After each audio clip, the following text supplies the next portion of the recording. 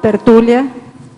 Meu boa tarde aí para todos e todas. Hoje é dia 12 de março de 2013, domingo, Dia das Mães. O verbete é de número 2655. Tem 5 páginas, 42 logias e 14 máximas. O tema é planejamento da GESCOM. A especialidade é auto-organizaciologia. Quem redigiu o verbete é o nosso veterano professor Alexandre, que está ali muito bem assessorado. Definição. O planejamento da GESCOM é o ato de preparar-se antecipadamente para as etapas da elaboração do livro pessoal, sob a ótica da conscienciologia, até a fase da revisão de conteúdo e forma da obra. Os pato-pensentes sabotando a rotina da escrita. O nível da administração autopensênica pré-autoral. O nível da organização autopensênica pré-autoral. O materpensene pessoal do pré-autor. O planejamento da mega-GESCOM. As interpretações errôneas sobre os efeitos do planejamento da vida pessoal. O planejamento da base intrafísica. O planejamento do escritório. O planejamento da biblioteca pessoal. O planejamento do primeiro verbete. O planejamento do primeiro artigo. O planejamento da primeira aula na condição de docente conscienciológico. O planejamento da rotina de elaboração do livro pessoal. Eu li apenas as primeiras linhas, é bom ler tudo, que tem mais de 20 linhas. O autodomínio do estado vibracional profilático da consim pré-autora. O EV aplicado antes da escrita da GESCOM. O EV aplicado durante a escrita, aplicado durante a escrita. Um foi antes, agora durante. O EV aplicado após a escrita da GESCOM.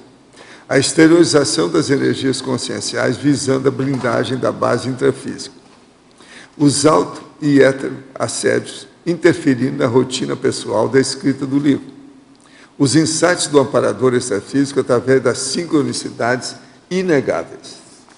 Na argumentologia tem aí o tópico da taxologia com 6 necessidades e exigências imediatas da pesquisa, agora exigindo reciclagem e revisões de prioridades cotidianas. No tópico da caracterologia, nós temos 5 aspectos apropriados para o planejamento da GESCOM em ordem funcional, úteis para o desenvolvimento do estudo, da pesquisa, da leitura, da escrita e das revisões da obra em andamento. Na remissologia dos 15 verbetes, destacamos 5. Administração da vida intelectual, autorado, cognografia, GESCOM e ponto de partida da GESCOM. Frase enfática. Planejar a GESCOM é ter capacidade de antever as etapas do trabalho, organizar-se, resolver problemas inesperados e pensar em soluções pragmáticas, visando a concretização do livro. Você, leitor, já realizou algum planejamento efetivo de livro pessoal com finalidade interassistencial? Quais os frutos dessa planificação? A bibliografia específica, eu lembro que tem 3 fontes bibliográficas. Agora, a mega análise aí com João Paulo são 20 itens. Autocentramento, grafopensenidade, regularidade, autodisciplina, priorização. Preparação, dedicação, produção, autorado, rotina.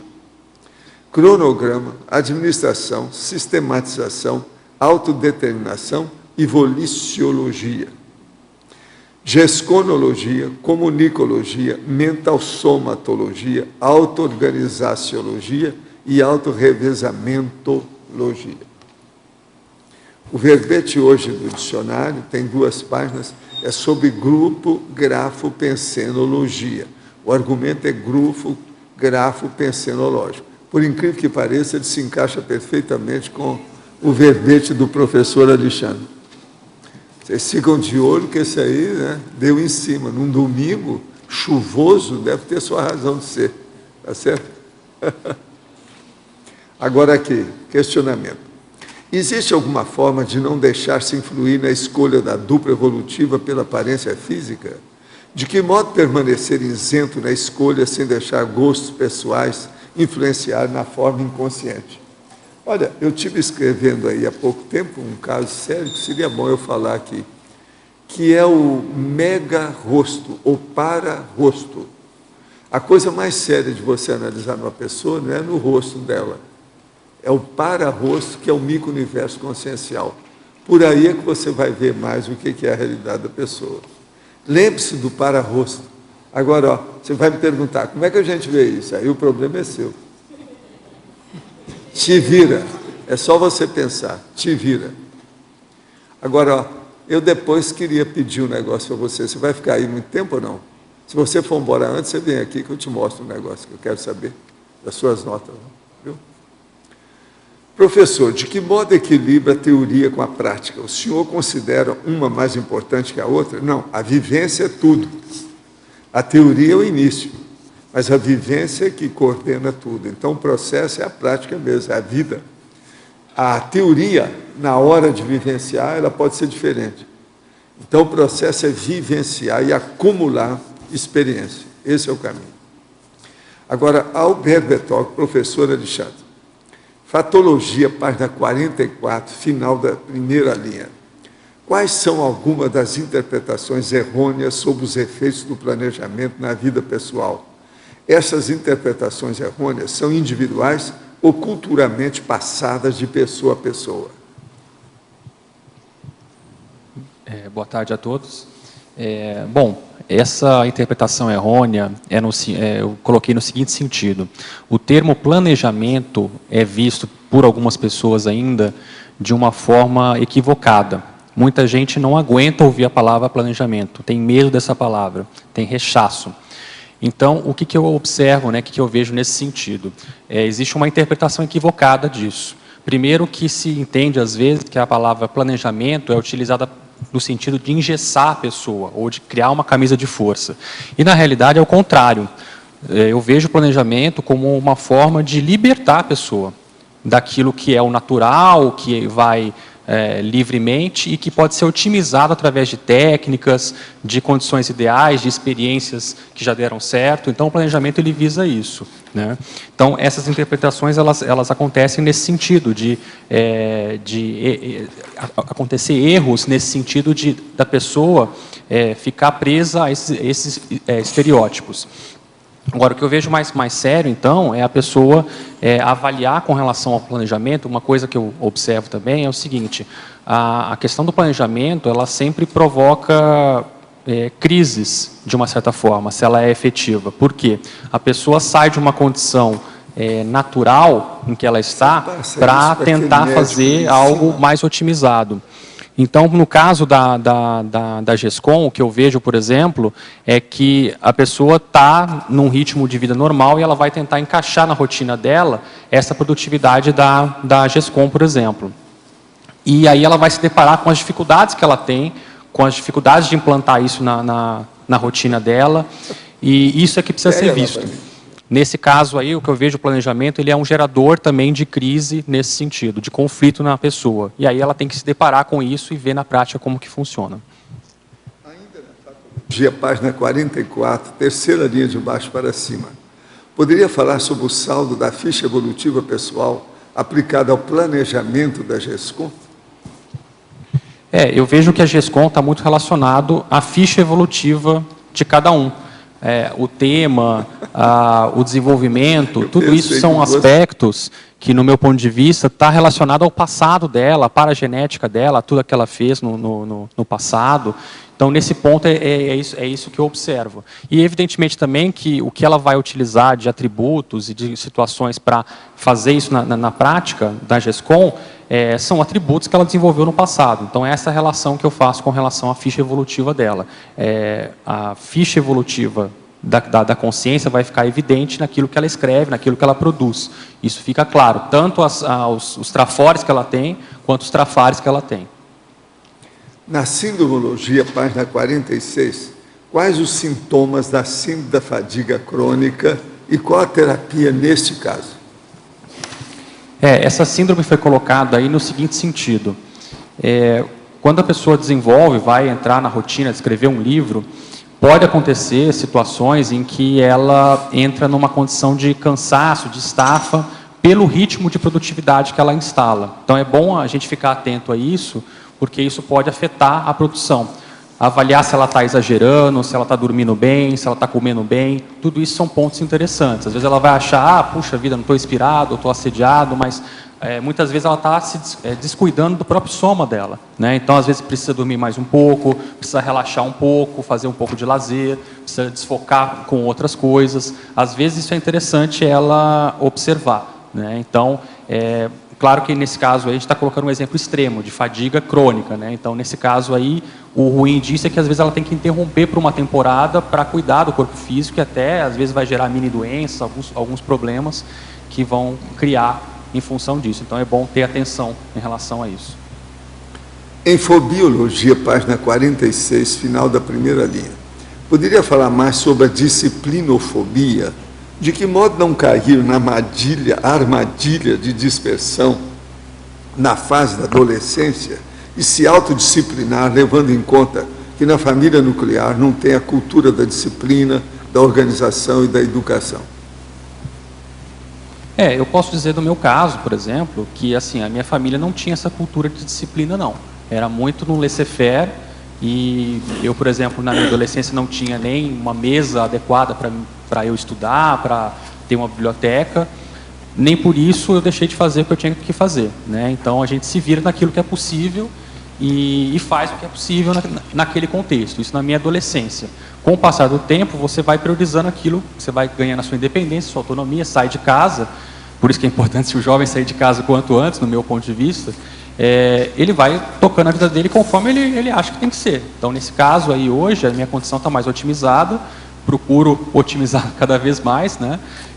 Mas o ponto que eu vejo da questão da disciplinofobia, aí, o ponto mais sério, é ela avaliar dentro dela como ela lida com a disciplina. Planejamento e disciplina são palavras, às vezes, com estereótipos que ficam, às vezes, né, dá uma reação na pessoa. Tudo que diz respeito a planejamento e, às vezes, disciplina, é associado, às vezes, a rigidez, a uma coisa muito quadrada. E nem sempre é isso, né? A disciplina é uma condição importante, no caso do livro, porque para fazer um livro exige uma rotina, exige uma disciplina, né, diária ou algumas vezes por semana, enfim, ela vai ter que instalar alguma rotina dentro do dia a dia dela que permita isso, e isso é disciplina. Então, a disciplinofobia é nesse sentido. Às vezes a pessoa tem uma dificuldade com isso e ela tem que se deparar e avaliar o caso dela, como ela lida com isso, né?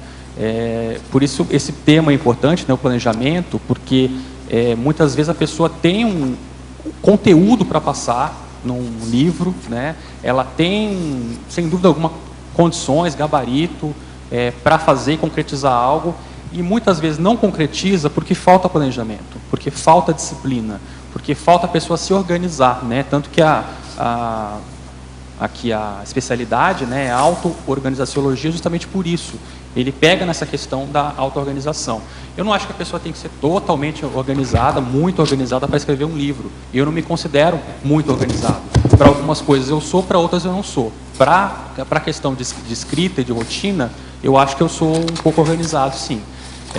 Então, é nesse sentido que a pessoa tem que pensar, no caso dela, né? E avaliar e ficar livre desses estereótipos, que às vezes a pessoa se amarra nisso, em conceitos que ela mesma criou, e se torna um autoassédio, né? Então, e outra coisa, o que eu estou falando aqui, né, eu vou falar de uma série de questões que diz respeito à minha realidade, mas não tem que ser da mesma forma para outra pessoa, né? Então, cada um funciona de uma forma diferente. Mesmo falando de planejamento, de disciplina, não funciona igual para todo mundo. Então, cada um vai funcionar de uma forma, porque, como o professor acabou de dizer, né, a teoria é uma coisa, a prática é outra, né?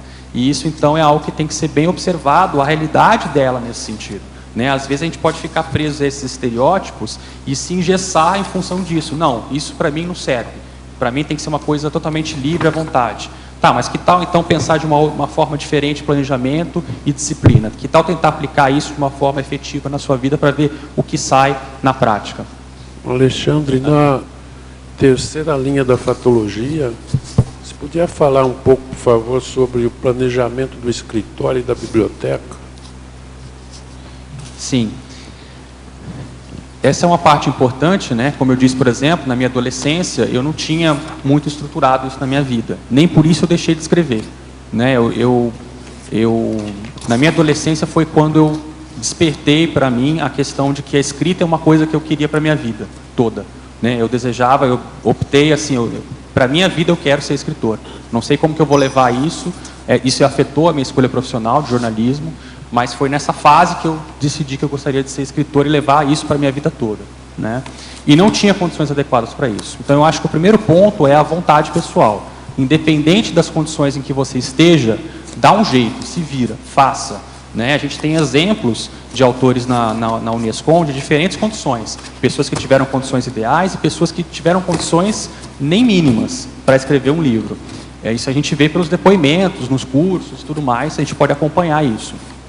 O que eu vejo no meu caso hoje é o seguinte, hoje a gente tem uma condição um pouco melhor, né? Mas, por exemplo, então a gente está construindo uma casa. Então a gente vai ter a oportunidade até o final do ano de cada um ter seu escritório. Eu vou ter o meu escritório, a Viviane vai ter o seu escritório dela. Isso hoje não é possível, né? Então cada vez mais a pessoa tem que estar pensando nisso, em como ela pode melhorar e otimizar a sua produtividade dentro do seu escritório e tudo mais. E a pessoa tem que avaliar o caso dela. Então, no meu caso, qual é o que me permite hoje fazer? O que eu tenho que fazer de mais imediato hoje para melhorar? Às vezes ela vai ter que ver, poxa, às vezes eu preciso comprar uma mesa, às vezes eu preciso comprar uma cadeira mais confortável, enfim, ela tem um notebook adequado, ela tem que avaliar tudo isso, né, e fazer esse planejamento para estar otimizando da melhor maneira possível. Ela tem uma condição de um local para armazenar os arquivos dela de maneira adequada, por exemplo, para guardar os livros, para guardar arquivos de jornais, tudo isso, então, ela tem que avaliar o contexto dela, qual é a realidade dela e o que ela quer fazer. Então, ela está escrevendo um livro que exige o que exatamente? Exige espaço para guardar recorte de jornais, exige o que exatamente? Tudo isso, então, tem que ser visto, tem que ser planejado nesse sentido. Acho que tem que ver muito o caso pessoal, né? Mas, independente disso, a pessoa tem que avaliar, antes de mais nada, independente das condições em que eu esteja, o que vale, principalmente, é a vontade pessoal e a determinação dela. O resto vem de consequência dessa vontade, ou seja, então eu mantenho firme a minha vontade de manter a rotina de escrita e tudo mais, e o que eu posso fazer efetivamente agora, hoje, para melhorar o meu ambiente, o meu escritório ou o meu local que eu tenho para escrever. E como você deve estar indo para o segundo livro, eu gostaria de saber sobre essa síndrome do segundo livro, aqui da síndromologia. A síndrome do segundo livro, ela é uma condição que pode acontecer daquele autor que se acomoda ou que, por algum receio, trava para ir para o segundo livro. Eu vejo que essa condição ela pode acontecer principalmente porque é um problema, porque a pessoa ela é autora, mas não quer dizer que ela já domine todos os processos relativos à escrita ou ao tema que ela está desenvolvendo. E começa praticamente tudo do zero de novo. Então, isso é um negócio que, às vezes, a pessoa tem que ter muita motivação para não deixar cair.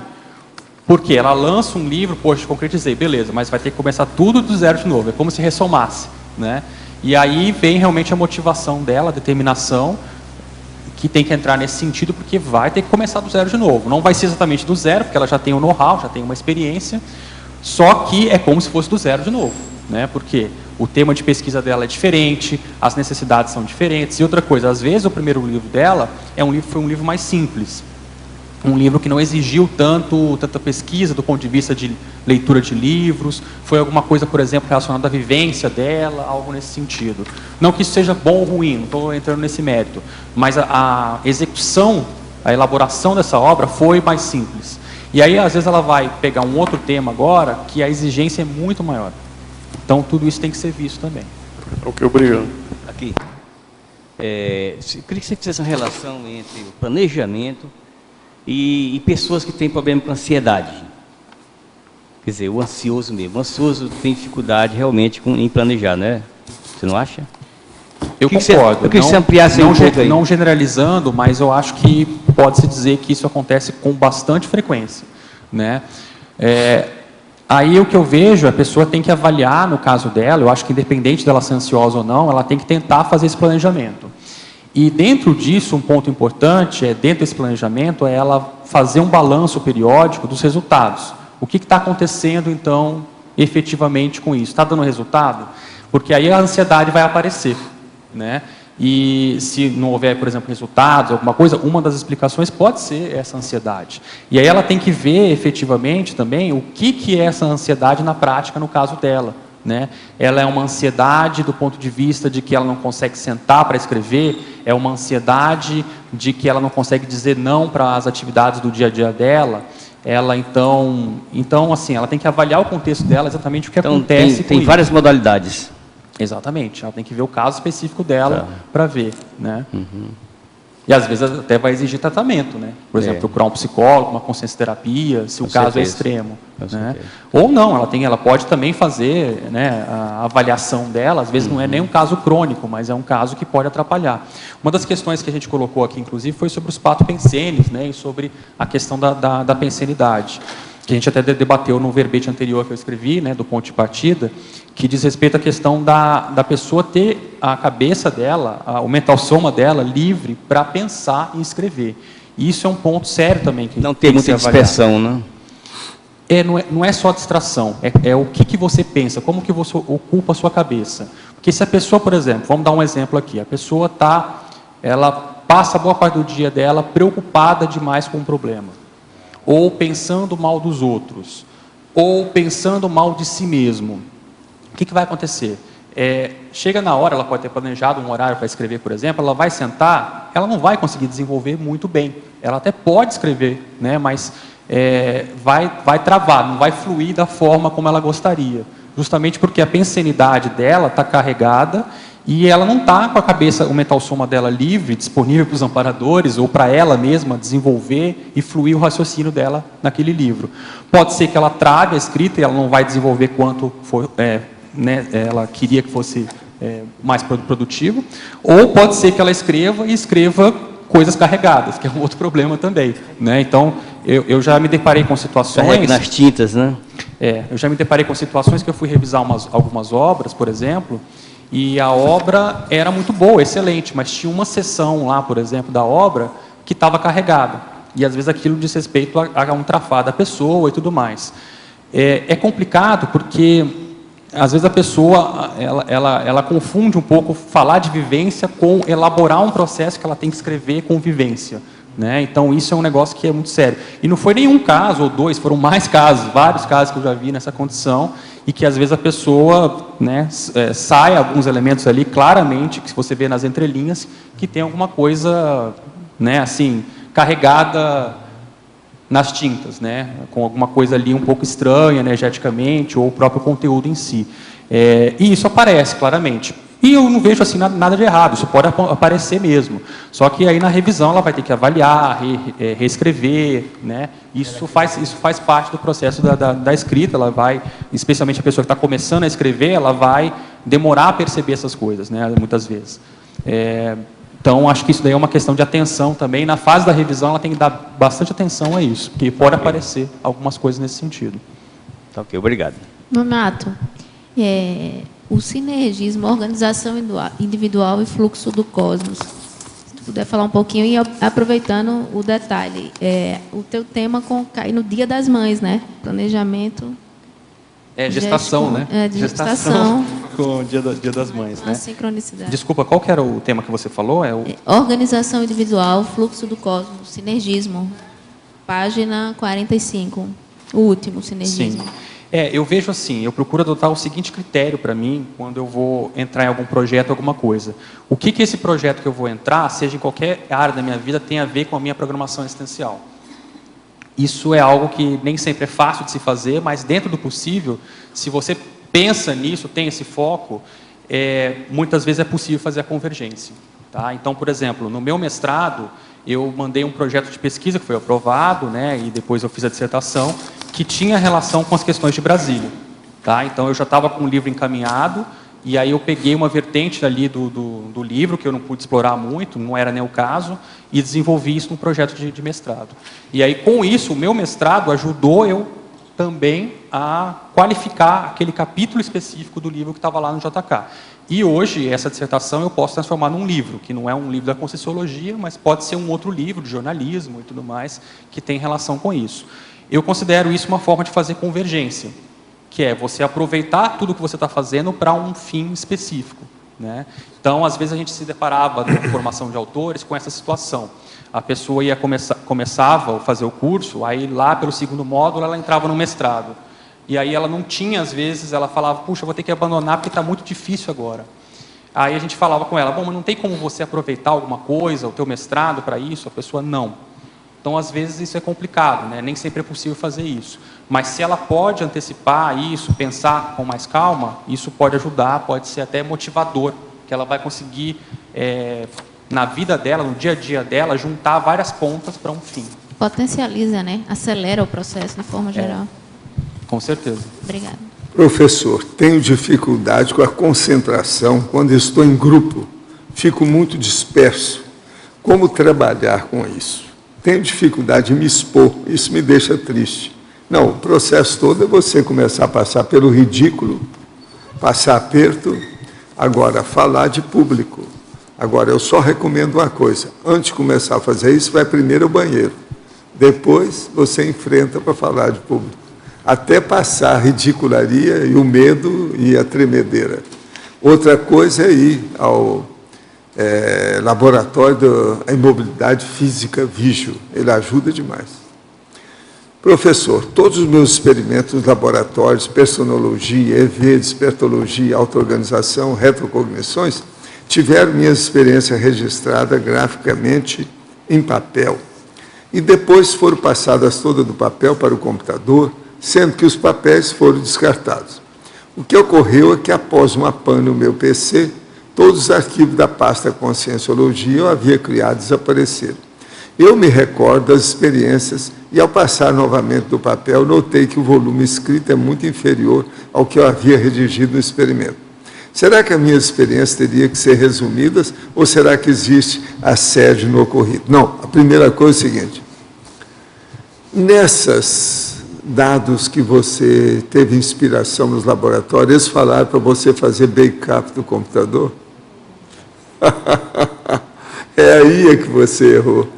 A gente tem que fazer backup. O ideal é o seguinte, tem meus amigos, por exemplo, que colocam os arquivos deles, não só em backup fora, mas em 2 computadores diferentes. Então, aí não tem jeito, se torrar um, tem o outro. Outra coisa, o seu computador tem no-break? Eu gosto muito de uma série de no-breaks, 2, 3, um depois do outro, que aquilo segura. Eu nunca perdi, assim, nenhum arquivo importante de nada que eu tenho na minha vida toda, trabalhando com isso, desde que o computador apareceu. Quer dizer, eu comecei antes, né? Eu comecei quando as máquinas de escrever, lá, as italianas, sabe, Olivetti, começaram a ter memória. Foi antes do computador. Agora, então, o problema todo aí de você é o seguinte, daqui para frente, olha o que se passou, tudo será diferente. Você já tomou a sua lição. Aguarda isso e anota. Agora, ó, que tem autoassédio, tem. Eu não estou falando heteroassédio, estou falando autoassédio. Assédio seu, porque não pensou. Como é que é? Em 2013, as pessoas ainda estão perdendo arquivo em computador porque não tem no-break, porque não tem backup, porque não tem infraestrutura computacional. Eu acho isso horrível. A internet está falando nisso aí há quantos anos? Olha bem seu caso. Agora, você é baiano, né? Cuidado com isso, é Porto Seguro. Fica aí pulando muito, dá nisso. O professor poderia falar sobre Immanuel Kant, sua vida e obra, principalmente sua obra ética, como o senhor vê esse filósofo no contexto da cosmoética? Olha, o Kant tem muita coisa sobre ele. Ele foi um cara muito sério, uma opção de coisa. Mas tem coisa que eu não estou de acordo, não. É só você examinar do ponto de vista de evolução, que você vai ver que tem algumas coisas que não estão muito certas. Mas a maioria, ele era muito positivo em matéria de ética. Agora, tem que examinar, né? Existe muita biografia dele, muita coisa sobre o assunto. Uma colega do Brasil escreveu-me dizendo que tinha uma hipótese que tinha sido queimada na Inquisição por ser bruxa e que acabava que eu também tinha, e que achava que eu também tinha vivido com ela. Isso coincidiu porque estou a terminar uma leitura de um capítulo onde se descreve como a ciência incipiente e seus cientistas tinham que superar o escrutínio dos censores oficiais da Igreja Católica em seus livros e publicar imprimatur a ser impresso. Era a insígnia de todo o livro publicado que levava após a censura católica. Você acha que possa ter que ver com alguma vida passada ou que pelo processo pensênico atraísse essas ideias? Poderia falar um pouco dessa época, professor? O caso todo é o seguinte, ela está falando aqui, ela é da Colômbia, né, essa senhora. Agora, o que é que se passa? Ela já está lá, está mexendo com isso, está ainda muito envolvida com isso, pode ser que seja. Não dê valor para essas coisas, que isso tudo já era. A Igreja Católica está em crise, entende? Isso é uma beleza, a crise muito bem-vinda, para ver se eles melhoram alguma coisa, que já fizeram muito mal a muita gente. Se fizeram bem para um lado, eu não sei se tem saldo positivo a Igreja Católica, eu estou em dúvida. Só a Inquisição, com essas loucuras do imprimatur, isso ainda tem até hoje, né? Olha só o Index Librorum, Prohibitorum da Igreja, uma loucura tudo isso. E outra coisa, está cheio de loucura aí até hoje. Olha a pedofilia desse povo. Há quantas décadas, há quantos séculos eles estão fazendo processo de pedofilia? Só agora que isso está vindo a furo, está vindo ao público. Então, olha, deixa disso, esquece essas coisas. Se isso aí tiver valor, os próprios amparadores vão fazer uma indicação e coordenar os fatos de tal maneira que possa elucidar você sobre o assunto. Fica de olho, anota as coisas, vê o que acontece. Eu agora entrego aí o professor Alexandre a você. Oi, Alexandre. Na página 47, você fala agenda, aí você fala dedicação de muitas horas semanais, incluindo horários fixos. Aí eu queria que você acha que vale a pena, por exemplo, fazer umas imersões, assim, uma semana para tudo e mexer em livro ou não? Você acha que o melhor é todo dia um pouquinho, ou mesclar tempos de imersão com tempos diários? Como é que foi a sua experiência? Eu acho que vale a pena sim. Tudo que for possível para otimizar o livro e se dedicar mais, vale a pena, é meu ponto de vista. Tá? Então, por exemplo, essa é até uma questão que eu estou planejando aí para fazer. Pegar minhas próximas férias e eu vou me dedicar mais à escrita. Então, mas isso não exclui a rotina diária, né? Então, tem que ver também a fase de vida que a pessoa está, o momento que ela está, quanto tempo que ela pode se dedicar. Mas essa ideia de pegar, por exemplo, férias, alguma coisa para se dedicar ao livro, se ela tem motivação para isso, se ela gosta disso, eu acho uma boa, com certeza, né? Mas, de qualquer forma, é importante, isso não substitui a agenda, né, da semana que a pessoa faz, porque vai haver outras necessidades, né, de leitura, de também escrita, aprofundamento, e aí eu acho que se casar as duas coisas, vai otimizar essas férias, por exemplo, de uma semana, entendeu? Porque aí ela já vai estar embalada e vai otimizar ainda mais. Enquanto que se ela está parada e ela pega para começar a escrever, ela vai começar, né, na hora que ela estiver deslanchando, acabou as férias. Então, isso é bom. E nessas horas de escrita que você coloca aqui diária, aí você colocou estudo e escrita, né? Não necessariamente você vai escrever naquela hora, você pode estar lendo um livro, é isso, né? Ligado ao... Eu acho que assim, em geral, começa dessa forma, né? E aí depende do livro também, porque tem livro que às vezes a pessoa vai só sentar e escrever. Às vezes ela tem a vivência daquilo, tem o know-how profissional, de voluntariado, ela só senta e escreve, vai consultar alguma coisa, evidentemente. E tem algumas obras que não, vai exigir dela uma imersão, um estudo, né, anterior para escrever. Então, ela vai ter que ter uma base maior. Então, tem que ver o caso dela e a temática, o que exige nesse sentido, né? Alexandre, a nível prático, quantas horas você considera que, como mínimo, a pessoa, em uma semana, deve investir na escrita?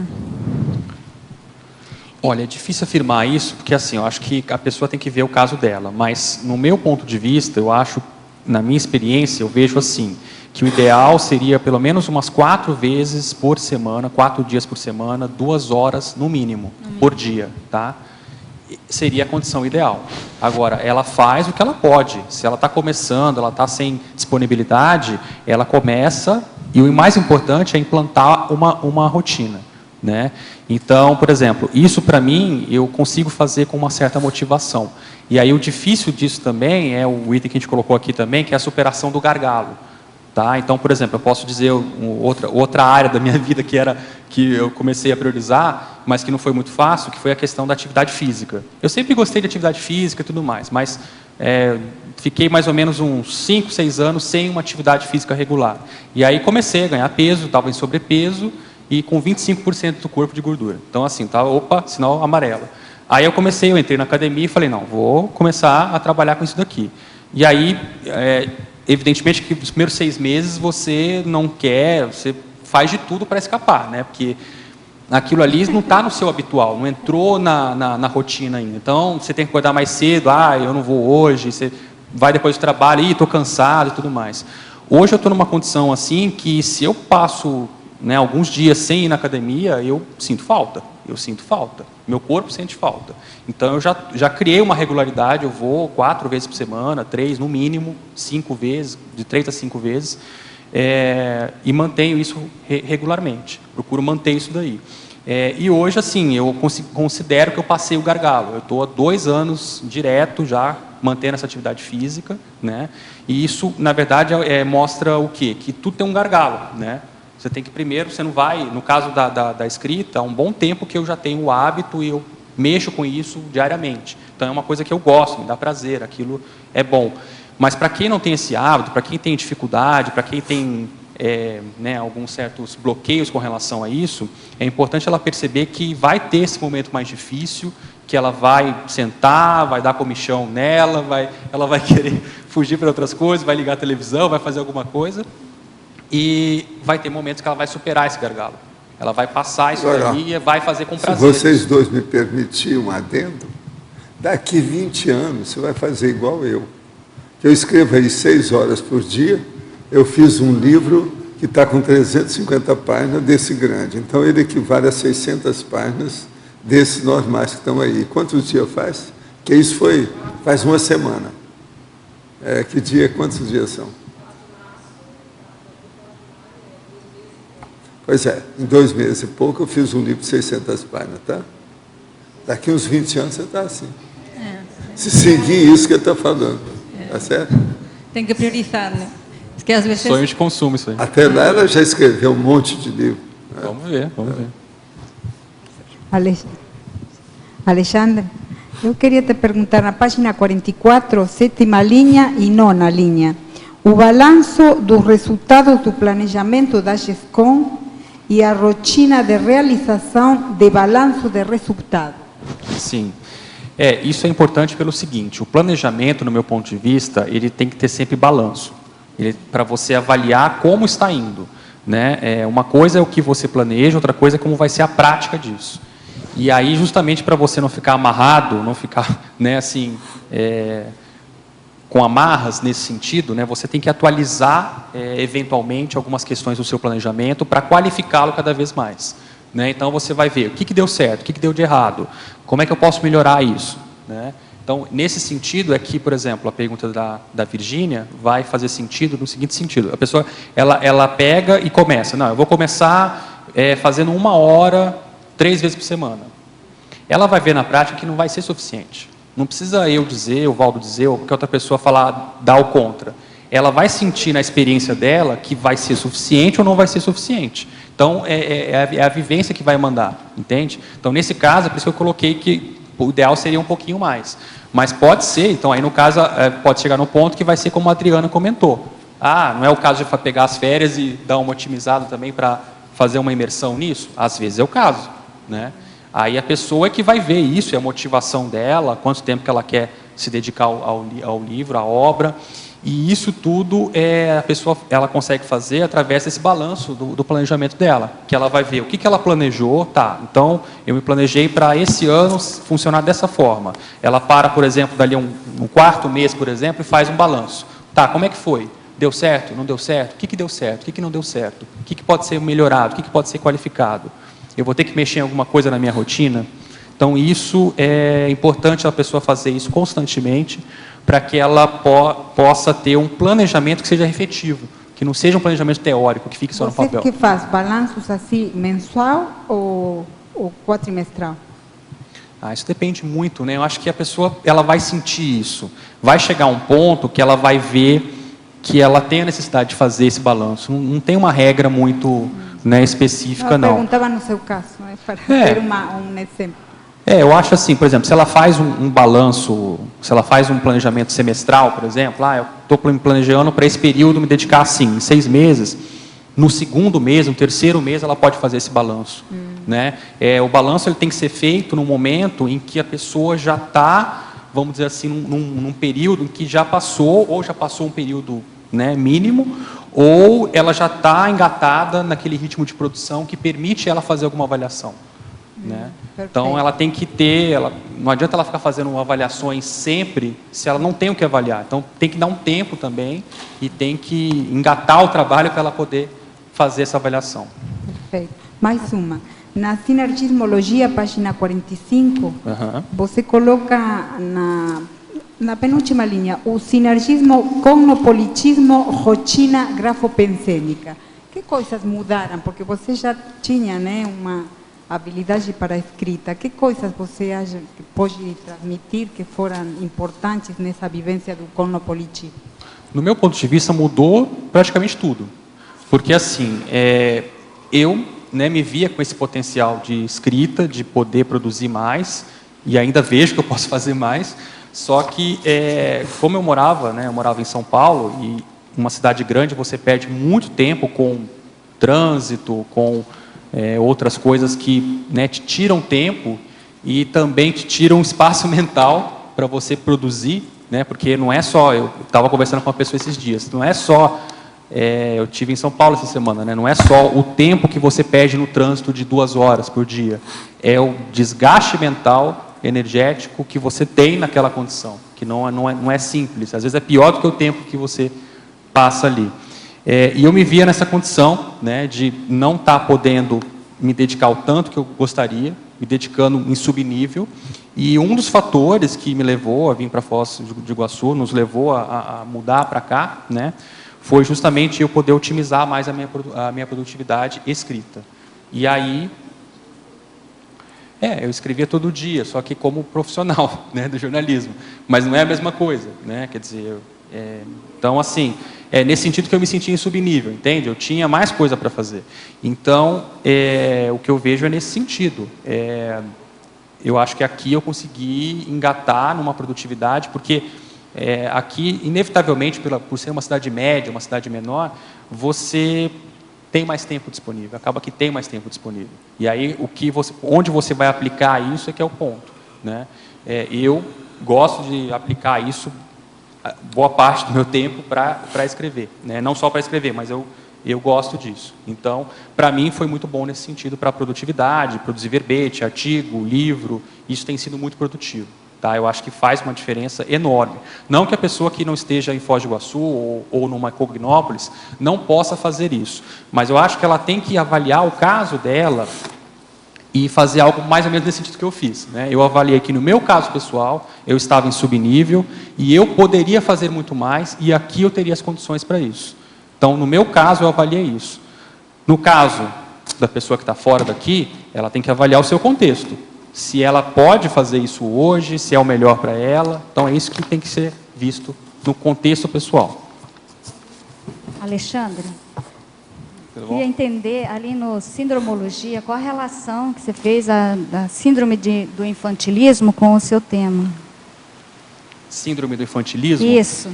A síndrome do infantilismo, ela é um problema porque eu vejo que a questão do livro exige muito autoenfrentamento. Né? Tá. Então, foi destacado aqui a síndrome do infantilismo nesse sentido. Tá. A pessoa ela tem que ter uma postura mais adulta, né? Tem que se enfrentar, tem que ver os seus trafores e trafares, né? Os dois são importantes. Primeiro, assumir o que ela tem de potencialidade, segundo, assumir o que ela tem de deficiência também. Né?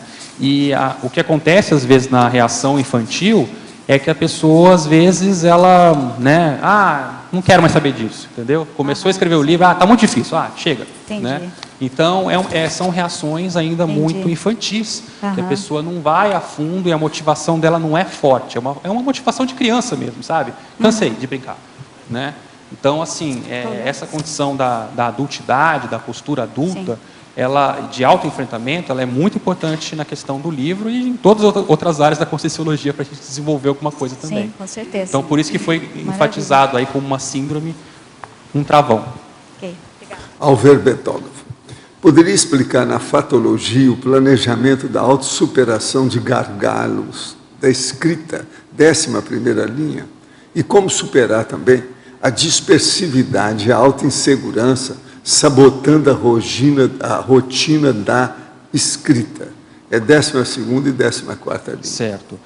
Com relação aos gargalos, são outros 2 verbetes que eu quero escrever. Eu quero escrever um verbete sobre superação dos gargalos intraconscienciais na escrita, que o tema eu vou sintetizar depois, e um outro que é gargalos extraconscienciais. Então, eu divido de 2 formas. Uma, intraconscienciais, e outro, extraconsciencial.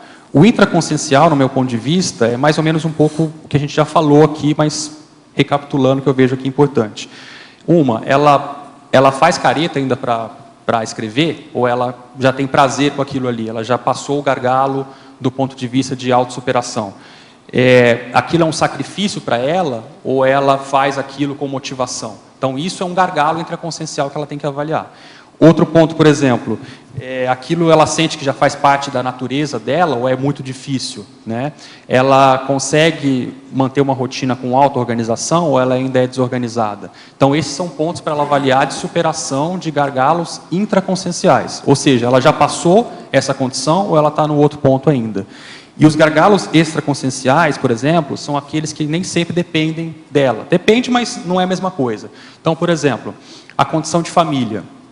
Às vezes ela tem algumas exigências específicas ali no contexto grupo kármico que vão deixar ela indisponível temporariamente, ou ela vai ter que se dedicar um pouco menos do que ela gostaria, ou, por exemplo, uma mini doença.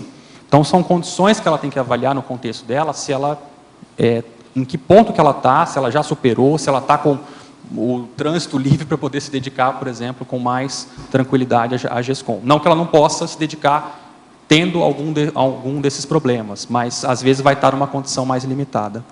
Você está ficando muito viviano. Na colegiologia, o colégio invisível dos pré-autores, 1ª linha, existe esse colégio em funcionamento? Como uma pessoa pode fazer parte de um colégio invisível? Os pré-autores, né?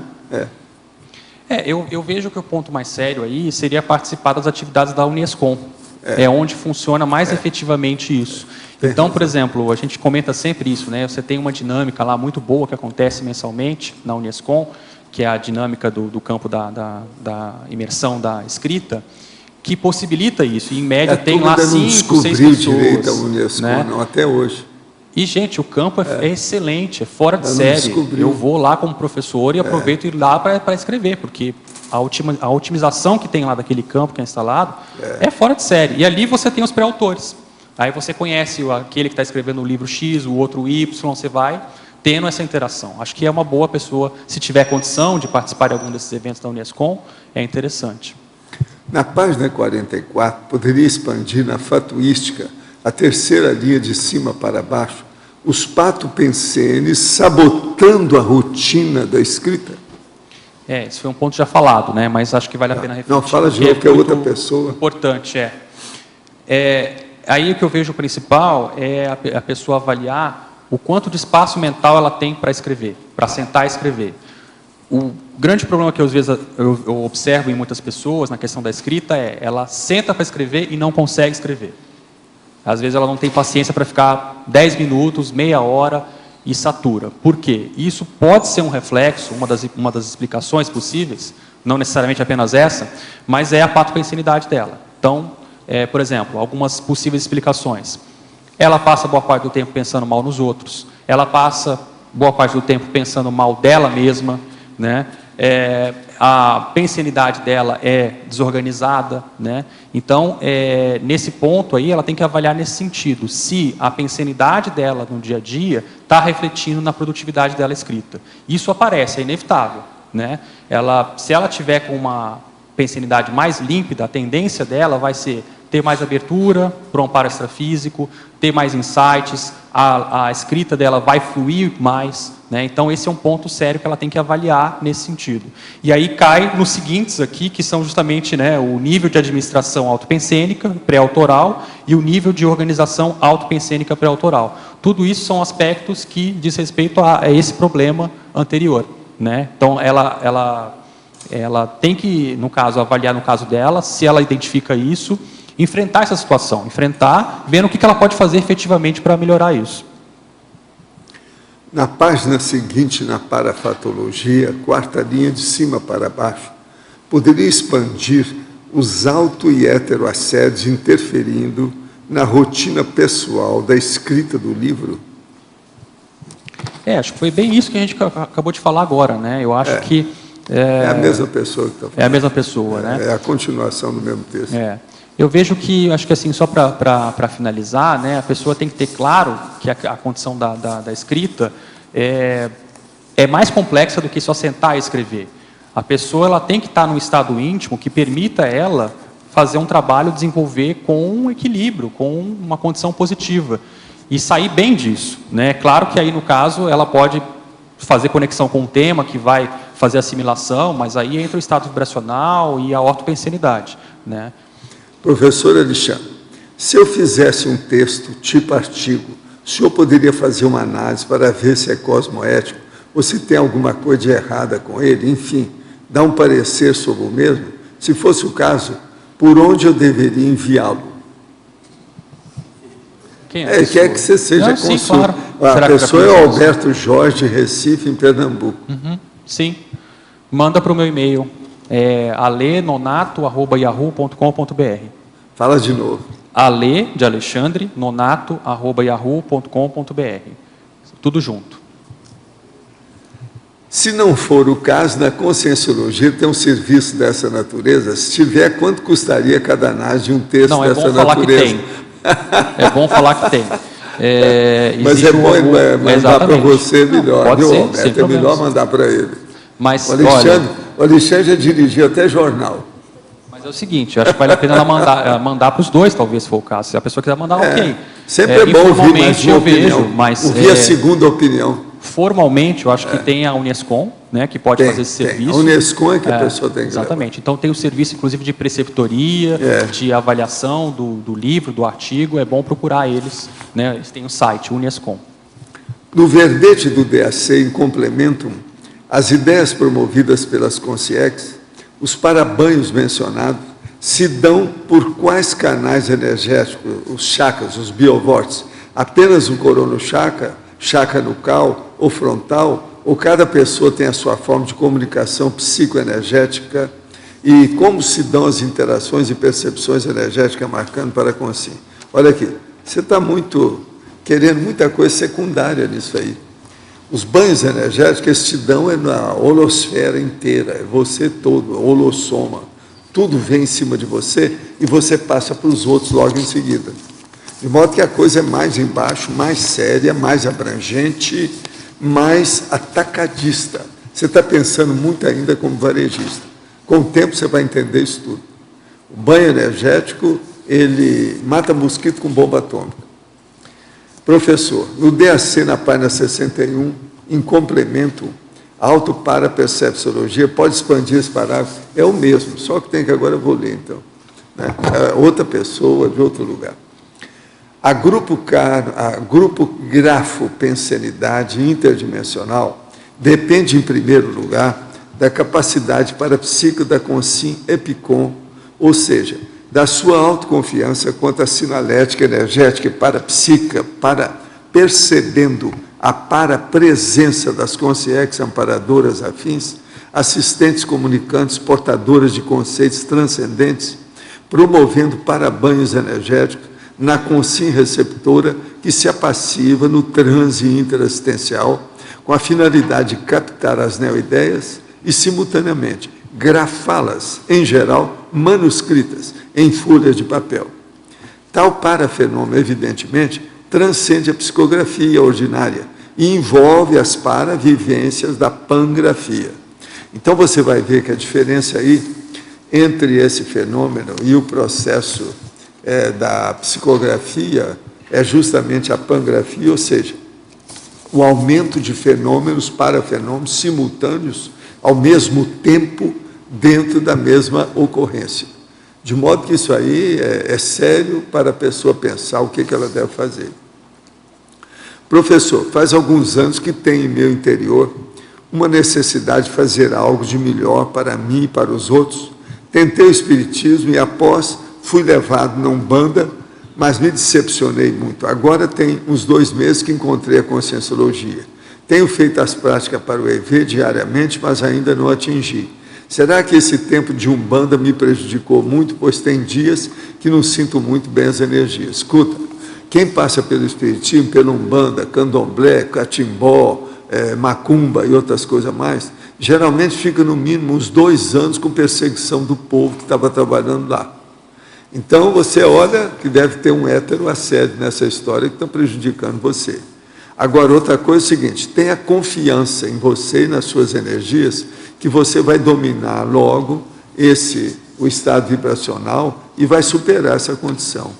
Pensa bem, o problema todo é o seguinte, quem manda em você é você, ninguém tasca. Você pode ser inalienável. Isso é que é a desperticidade da consciência. Pensa nisso e vamos superar o processo. Eu acho que você consegue, vamos com calma. Agora, pense positivo de todas essas seitas por onde você passou. Pensa positivo, mas deixa para lá. E outra coisa, joga todos os bagulhos energéticos referentes a isso fora. Porque senão eles têm um jeito de acessar você. Pode ser que eles vão continuar vampirizando você ainda. Professor, poderia aprofundar a descrição do fenômeno relatado no adendo miologia? Eu digo aqui o seguinte, uma condição inicial confirmadora do transe para a consciência mais comum nesse contexto parapsíquico evoluído, nós estamos falando do parabanho, é a primeira sensação de contração dos músculos encefálicos, em função da interação paracerebral e da contração da musculatura dos braços, devido ao mecanismo psicomotriz da escrita, imediatamente após a recepção do potente parabanho energético confortável. Soma é uma roupa holossomática. Então, veja bem, vamos entender. A pessoa na psicografia, ela quase sempre, se ela é destra, ela sente mais alguma coisa do mecanismo da escrita através do braço e da mão direita. Agora, na questão do parabanho, a pessoa sente o corpo inteiro. E outra coisa, dá contração, às vezes, no corpo todo. Então, o que é a contração? Por exemplo, você está aqui, ó, eu estou aqui assim. Então, aí, eu mexo aqui assim, ó, dá uma contração na minha cabeça. A face lata, esse músculo, leva tudo para trás. É tanto que uma das coisas que o ator, por exemplo, na Academia de Arte nos Estados Unidos, aquela coisa toda, uma das coisas que ele tem que aprender em primeiro lugar é mexer com isso. Então, um cara que tem tupete igual o seu, ele tem que pensar, depois ele tem que fazer assim e jogar o tupete para trás. E outra coisa, tem que saber chorar mexendo no queixo. Entendeu? Isso aí faz parte do serviço. Agora, veja, isso tudo são contrações da psicomotricidade, é processo do cerebelo. E outra coisa, isso diz respeito ao sistema nervoso secundário. Entende? É o processo o simpático e o antipático. Sabe como é que é da situação toda? Outra coisa, é ver isso aqui também. Agora, ó, ontem, quem foi ver lá à tarde, com o processo da Merite, a cobra lá, de 2,5 metros, viu que eles falaram para mim que eu não posso mais fazer isso aqui. Que agora tem que mostrar as outras coisas, que é o trabalho que ela mostrou lá, que é impressionante. Há 1 hora, você esteve lá, você viu, não? A turma ficou impressionada com o jeito dela lá e o processo, a apresentação da dança árabe dela, não, domínio corporal. É simplesmente impressionante. Agora você há de ver o povo tudo passando a mão na Merite. Ela toda tranquila lá. Agora a linguinha assim, ó, aqui. A linguinha assim, eu pegava de vez em quando a pessoa para ver como é que é. Agora, então, eles falaram para mim que eu não posso mais fazer isso aqui assim para ver. Agora tem que ver a pessoa e fazer ela dançar uma hora. É isso? Tem que ser, como é que é? Tem que ser perto, com a cobra junto. Como é que eu vou falar para a turma daqui para frente? Como é que fica agora? Não pode estar tremendo. Agora, então, a primeira coisa então, que a pessoa tem que pensar é o processo da rigidez do problema que dá no corpo. Isso faz parte do transe parapsíquico. Agora, na questão do parabanho, isso é maior, porque aquele banho vem e quase sempre você pode exteriorizar que as pessoas sentem. Eu já fiz isso aqui dezenas de vezes, né? O povo já sabe como é que é. Agora, tudo é preciso de a pessoa ter experiência por ela, é melhor do que isso de receber só a energia de fora. Ela vê para ela passar para os outros. É sempre melhor do que receber apenas. Entende? Agora, gente, eu devolvo aqui o professor Alexandre a vocês, por favor. Alexandre, aqui na página 45, na binomiologia, primeira linha, você fala do binômio intelectualidade e parapsiquismo. Acho que você tem as duas experiências, tanto de uma escrita contínua pela sua profissão de jornalista, então você está sempre escrevendo, como também imersão já em 2 livros, acho que você já está no 3º trabalho, assim, né? Cada vez que você faz uma imersão num livro, você vai ter um tipo de evocação, um tipo de consciência e, possivelmente, características parapsíquicas inerentes àquele trabalho. Como é que você diferencia nessa parte mais, assim, refinada disso, assim, quando você está trabalhando continuamente como jornalista e da imersão em cada assunto que você entra quando você mergulha num trabalho assim para um livro? Não, a diferença ela é notável, né? Assim, inclusive a gente estava até debatendo isso ontem, né? Ali com o Pedro, né? Eu coloquei bem clara a minha opinião, que no meu ponto de vista, assim, procuro ver alguns autores que fazem um trabalho de imersão e um trabalho positivo, e no meu ponto de vista, eu procuro, né, tentar avaliar se ele tem alguma coisa de lampejo de parapsiquismo na percepção de escrita. E em alguns casos eu já vi algum relato nesse sentido, de alguma parapercepção, alguma insinuação nesse caso. Ou seja, então a pessoa que ela fica imersa num processo de escrita e aquele tema é positivo, esclarecedor, a tendência é do autor se abrir para alguma coisa extrafisicamente, né? E aí, nesse caso, que eu vejo, assim, a diferença, no caso do jornalismo, é coisa muito efêmera, na maioria das vezes. Então, você lida com situações muito pontuais, não tem aprofundamento, ou é um termo, às vezes você pode aprofundar, mas é uma coisa muito específica. Eu acho que aí o que faz a diferença é a evocação, né? E, no caso do jornalismo, como muitas atividades, né, acaba envolvendo com temáticas muito pesadinhas, isso que você acaba absorvendo são esses assédios e situações do dia a dia, né? Então, por exemplo, eu como editor lá do jornal na época que eu estava, eu tinha que revisar as páginas policiais também. Não é simples, mas é uma experiência excelente, porque você acaba, por exemplo, no caso de Foz do Iguaçu aqui, conhecendo todos os bastidores do que acontece em Foz do Iguaçu, os pontos, né? Esse é o ponto positivo. O ponto, né, complicado é que você assimila com tudo aquilo. Então, todo dia eu tinha que ficar não só lendo o material, mas revisando aquilo ali. Então, o envolvimento é muito sério. Mas eu acho que com a escrita do livro, a percepção, o aprofundamento é totalmente diferente. Totalmente diferente. Porque você fica aqui naquele tema continuamente, né? Então, se você pega ali por 1 ano, 2 anos e continua com aquele holopensene, a possibilidade que você tem de aprofundar, de fazer um rapport com outras consciências, ela é mais perceptível. Pelo menos na minha experiência eu vejo dessa forma, né? Porque ali, por exemplo, no jornalismo também, o problema é a questão do timing que você tem, da data fatal, né? Isso prejudica um pouco, porque você acaba, né, tensionando muito em função dessa exigência. No caso do livro, não, você não tem data fatal. Então, você pode trabalhar com mais calma, isso te possibilita ter mais inspiração, mais percepção do que está acontecendo. Então, essa diferença, para mim, é bem clara, assim, entre uma coisa e outra. Alexandre, ali na fatologia, na página 44, segundo item, você coloca o planejamento da Mega GESCOM. Eu queria ver contigo uma situação que para mim é uma dificuldade. Eu não sei se você já pensou isso, ou tem alguma experiência sobre isso, mas como que se dá, ou como que a gente faz o processo de sair da especialidade, da identificação da especialidade proexológica para a Mega-GESCOM? O que eu quero dizer com isso?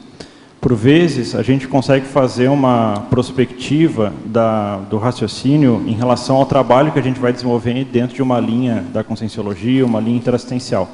Porém, eu tenho dificuldade em, lá na frente, conseguir especificar a Mega-GESCOM que vai sair disso. Eu consigo ter uma noção em termos de linha, de área, de atuação, de assunto, mas eu tenho muita dificuldade de pegar aquele leque, aquele assunto que é muito amplo e especificar em algum tipo de Mega-GESCOM, ou alguma forma, ou alguma linha de raciocínio dentro daquela área maior. O que você pode falar a respeito disso? Olha, talvez não muito, porque eu tenho a mesma dificuldade que você. Mas, assim, falando o que eu procuro fazer e o que eu observo, que me deixa um pouco mais tranquilo, é o seguinte: o que eu observo você tem que se preocupar mais com o imediato, a necessidade imediata.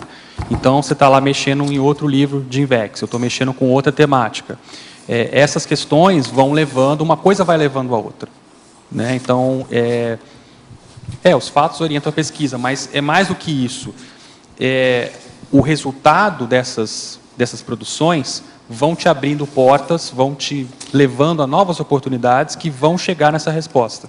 Né? Então, por exemplo, eu estou até escrevendo um tema sobre isso, né? Que não sei se vai ser aprovado, mas alguma coisa no seguinte sentido: GESCOM atratora, que é o quê? O que a tua GESCOM atrai? O que a tua produção atrai?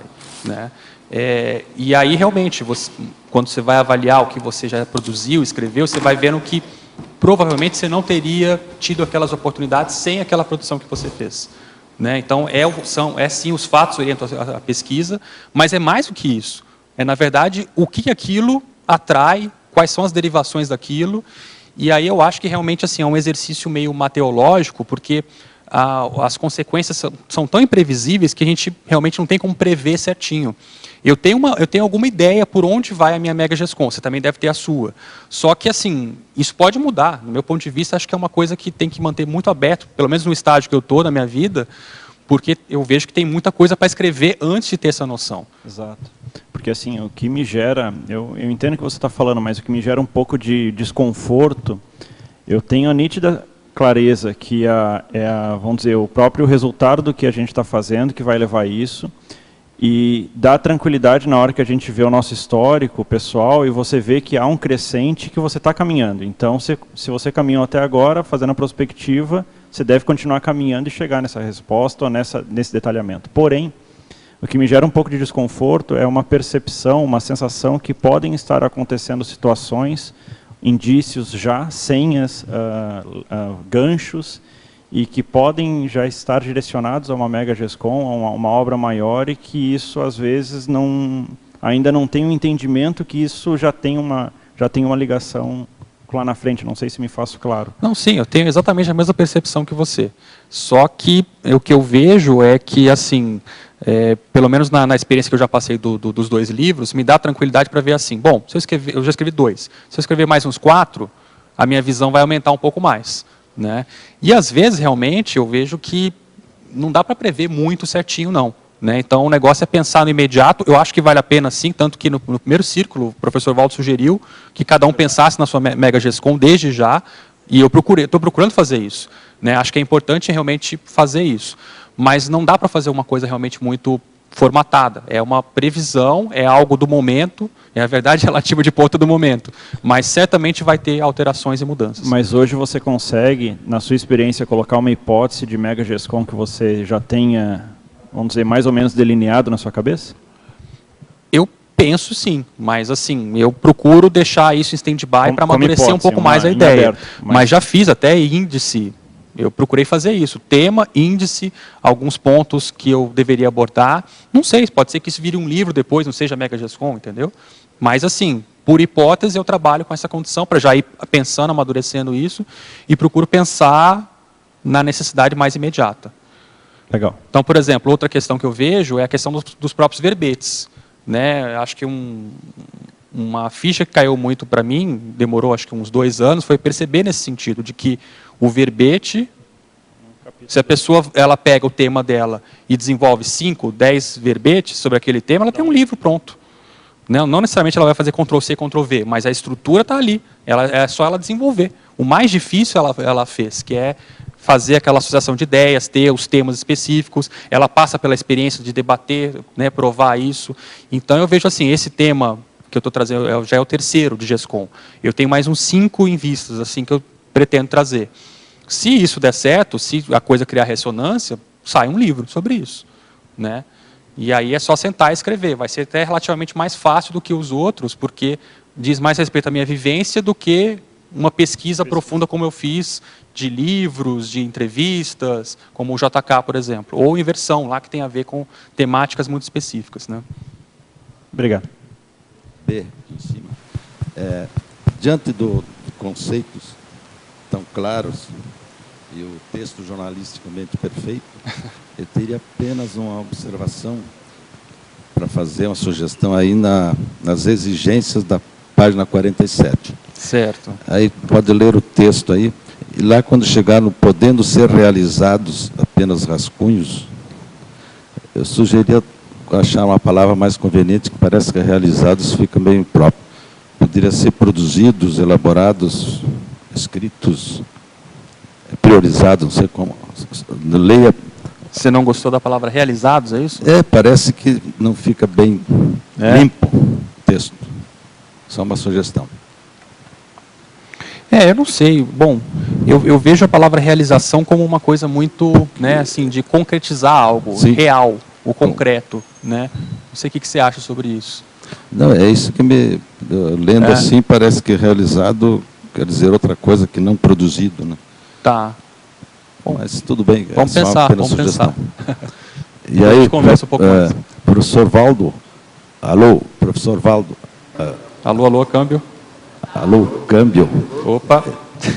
Diante do seu verbete aí, na parte do enunciado.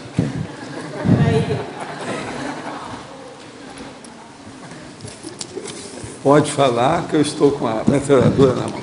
Não, esse texto aí vem a propósito, porque nós estamos num piloto de pensatas, e justamente todo mundo sentiu, e pode testemunhar os que estão aqui, que estão fazendo o curso, de que realmente a produção em grupo, ela é muito melhor e pelo menos para mim, ela é mais fluente. Então, é importante... Mas eu gosto mais da produção em grupo com as consciex.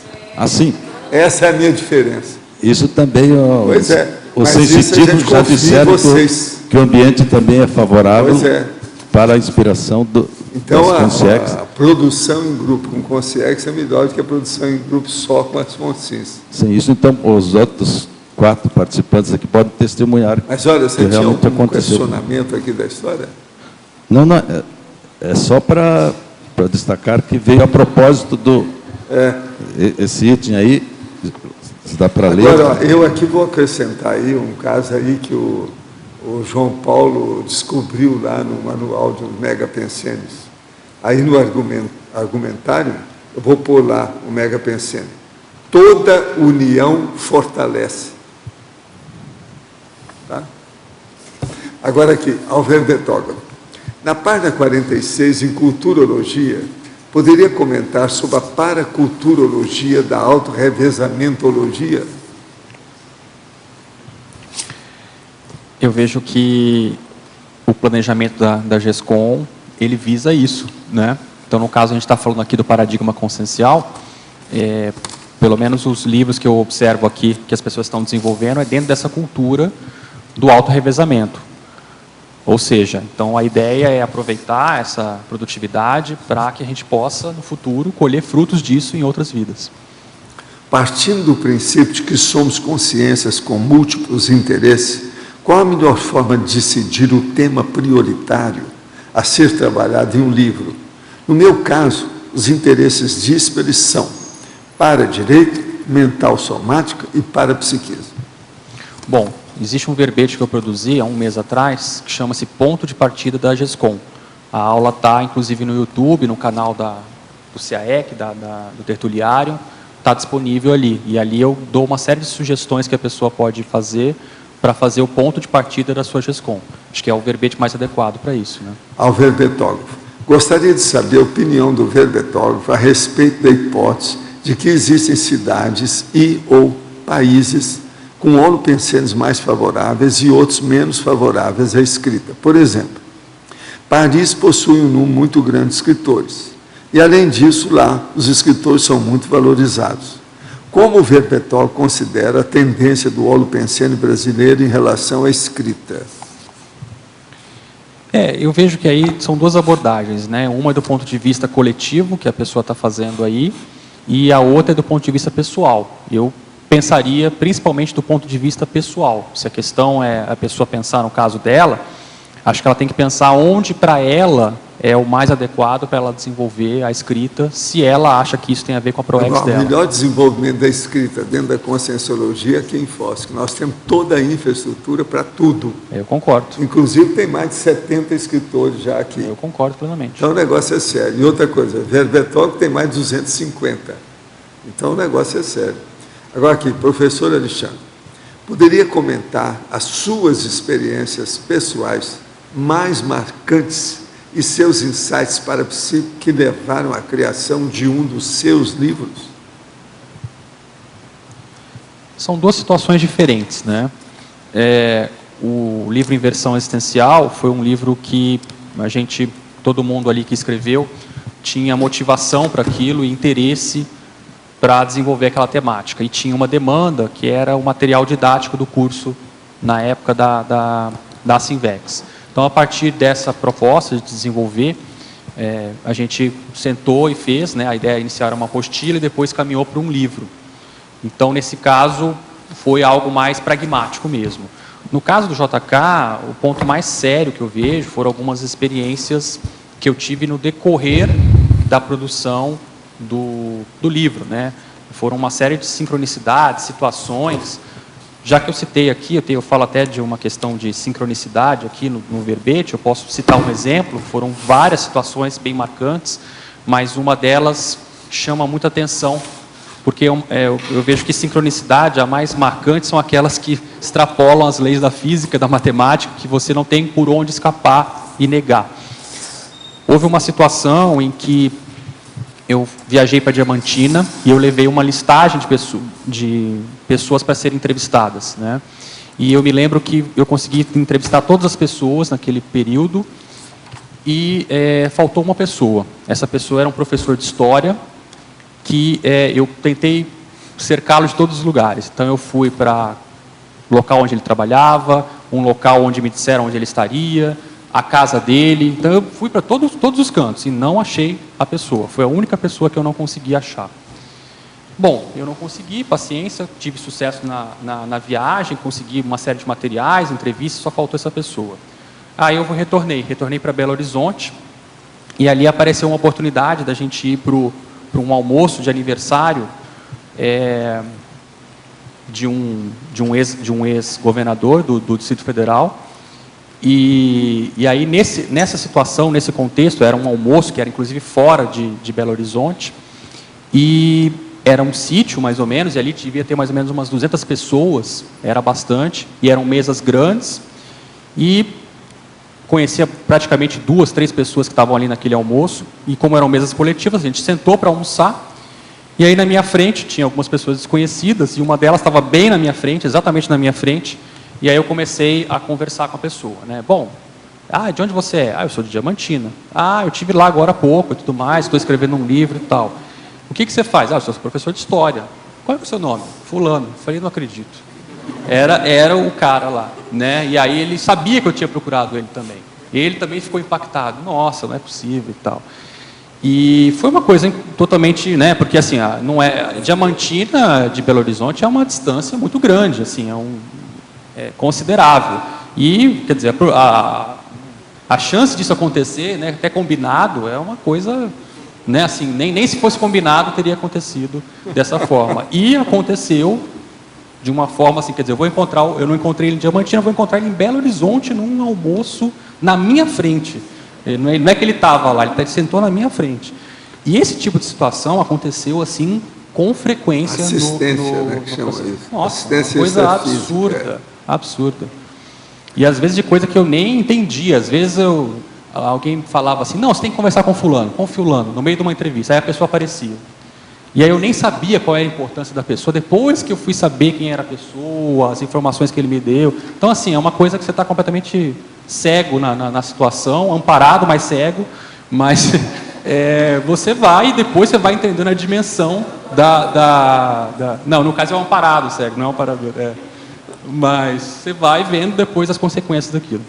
Professor, como superar a Melim? Olha, a Melim só tem uma saída. É você esquecer o seu egão e assistir os outros. A Melim sempre existe por alguma frustração muito grande que a pessoa fez. É a melancolia. Então, o processo é começar a recuperar isso, ajudando os outros. Assistência. Vê se tem lógica. Vale a pena pensar. Alexandre, talvez você já tenha respondido, que eu cheguei bem atrasada, tá? Na página 46, Sindromologia, você pode explicar o que é a síndrome do segundo livro? A síndrome do segundo livro é uma condição em que a pessoa que já escreveu o primeiro barra, né, a condição de produzir o seu segundo livro. Aí as causas podem ser várias, né? Eu vejo que uma coisa que pode acontecer é a dificuldade que ela tem de mudar de bloco de um livro para outro.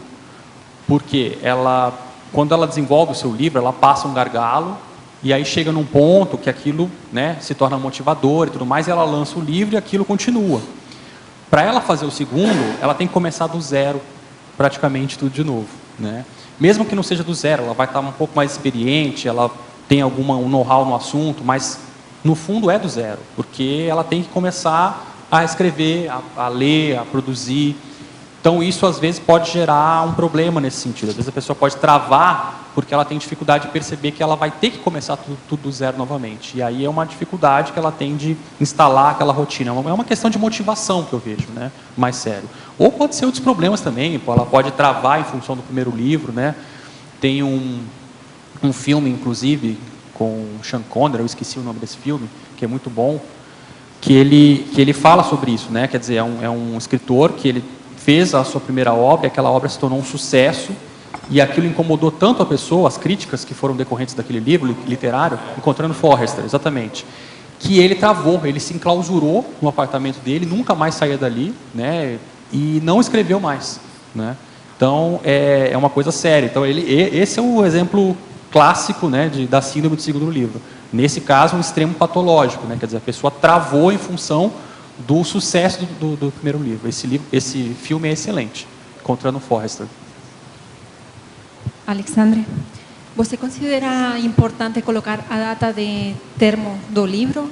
Ou você faz as metas por capítulos e depois aí você faz uma perspectiva de eu em 5 anos, ou em 3 anos, ou em 2 vou acabar? Como você faz? Olha, eu fiz assim, com relação aos livros, né, que a gente desenvolveu, eu gosto de fazer metas datadas e quantificáveis, mas acho que isso não pode ser uma coisa que seja, né, assim, norma e rígido.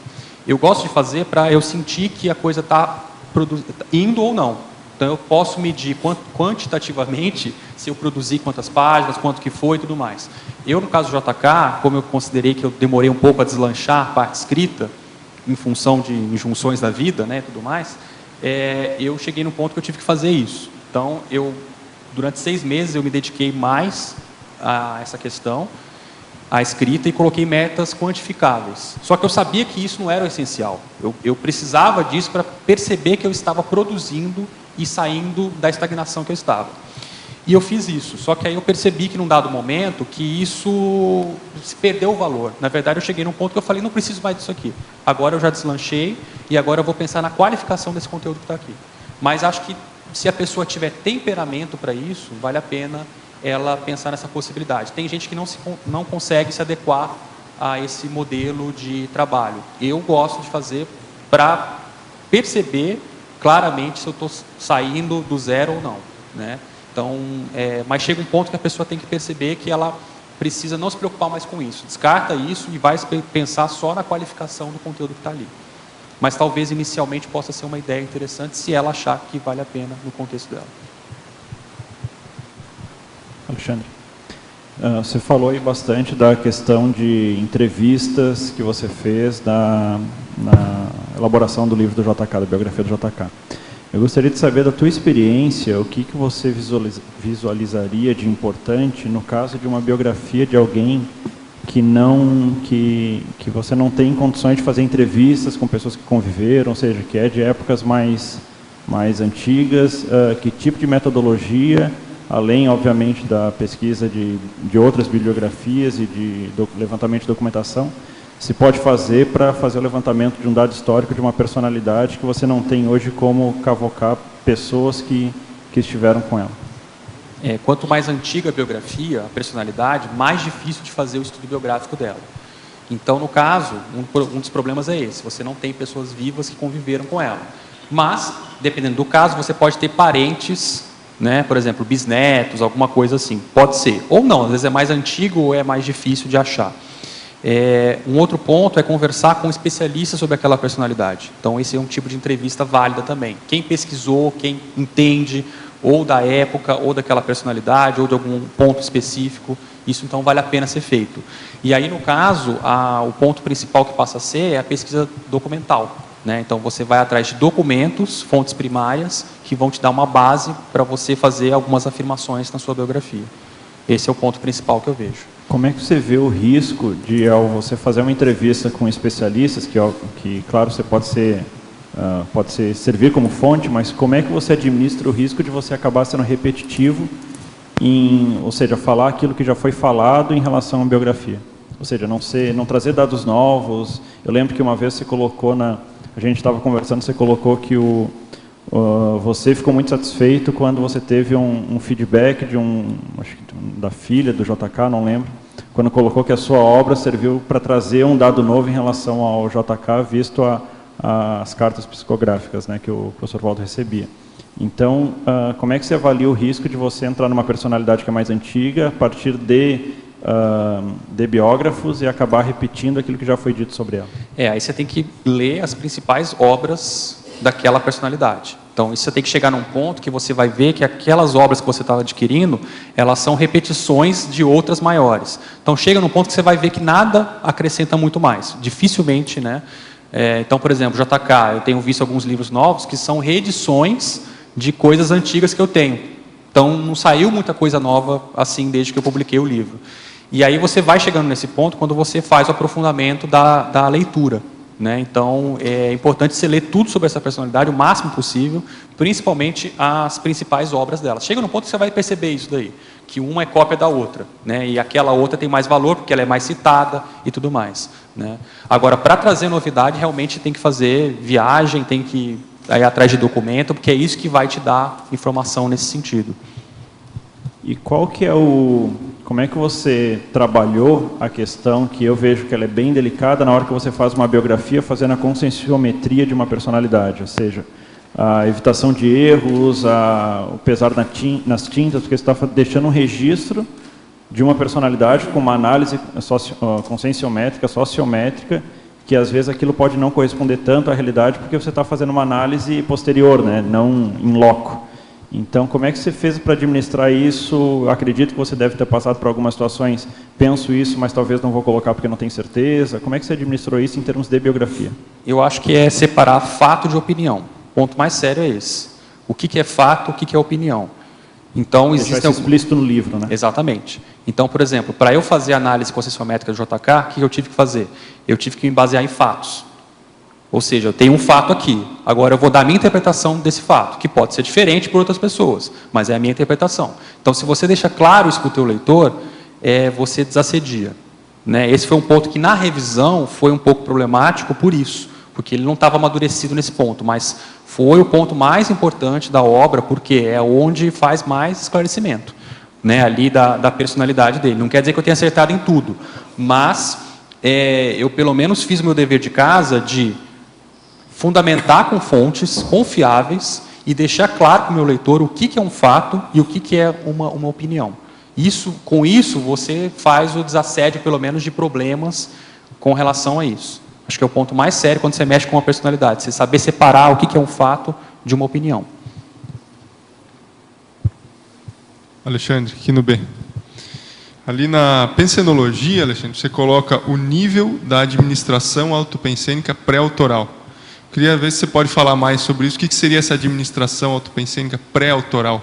Certo. Esse foi um ponto que a gente discutiu, mas volto a repetir porque acho que é importante. Isso tem a ver com o item anterior sobre os patopensênios sabotando a rotina da escrita. Um dos pontos que eu acho sérios da questão da GESCOM, de produzir, às vezes pode ser o travão da pessoa, é a patopensenidade.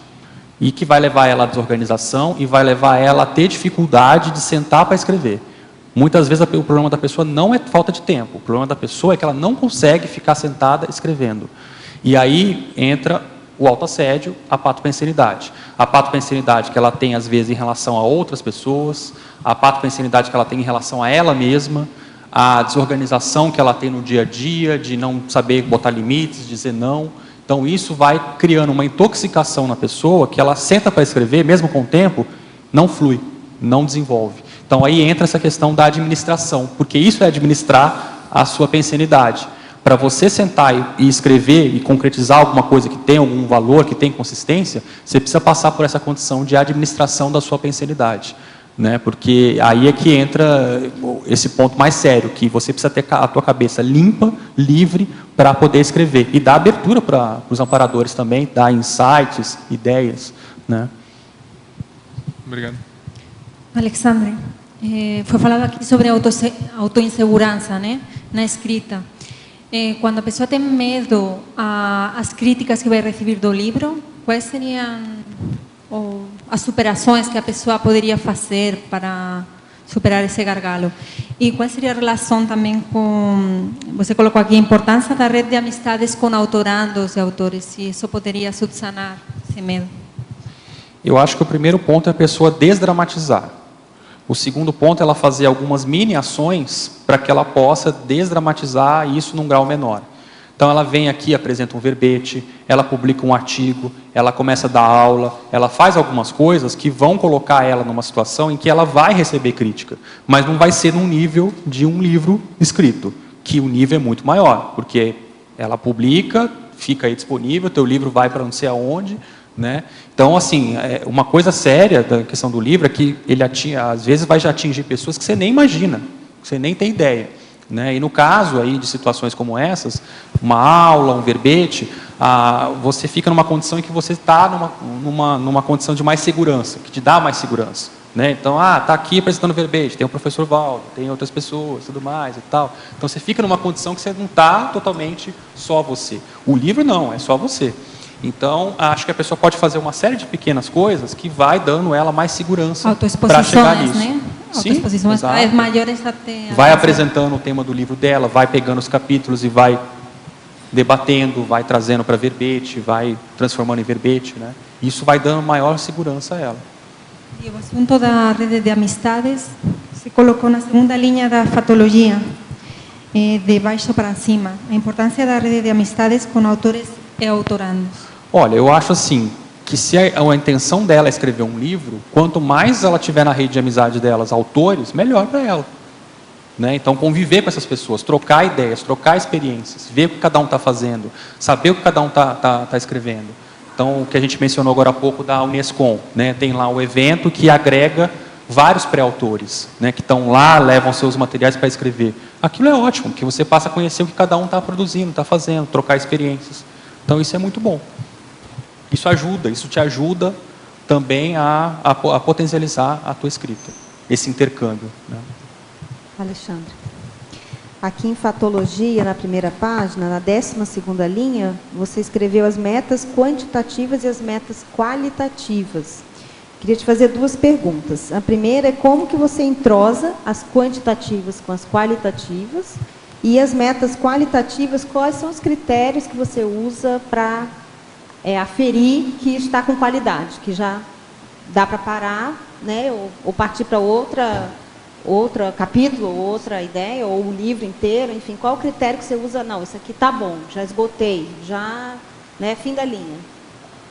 No meu caso, eu procuro fazer assim. Eu procuro me preocupar primeiro com a meta quantitativa. Então, eu procuro escrever de uma forma, claro, né, tem que manter o bom senso, né? Assim, se você vai lendo, vê se não tem alguma coisa carregada, alguma coisa mal feita, eu procuro fazer o melhor possível. Mas no primeiro momento eu procuro pensar de uma maneira quantitativa. Tem corpo isso aqui? Dá para, né, já fazer barulho, dá para fazer alguma coisa com isso? E aí, com base nisso, chega num ponto que eu vou ver assim, não, agora já está com corpo de livro. Na hora que você imprime, que você encaderna, você vê, opa, já está virando um livro isso aqui. Isso é uma experiência interessante também de se fazer, né? Eu recomendo. Quando a pessoa está desenvolvendo um livro dela e chegar num ponto que tem um corpo, imprima e encaderne. Aquilo é interessante essa experiência para a pessoa ver que ela está concretizando alguma coisa.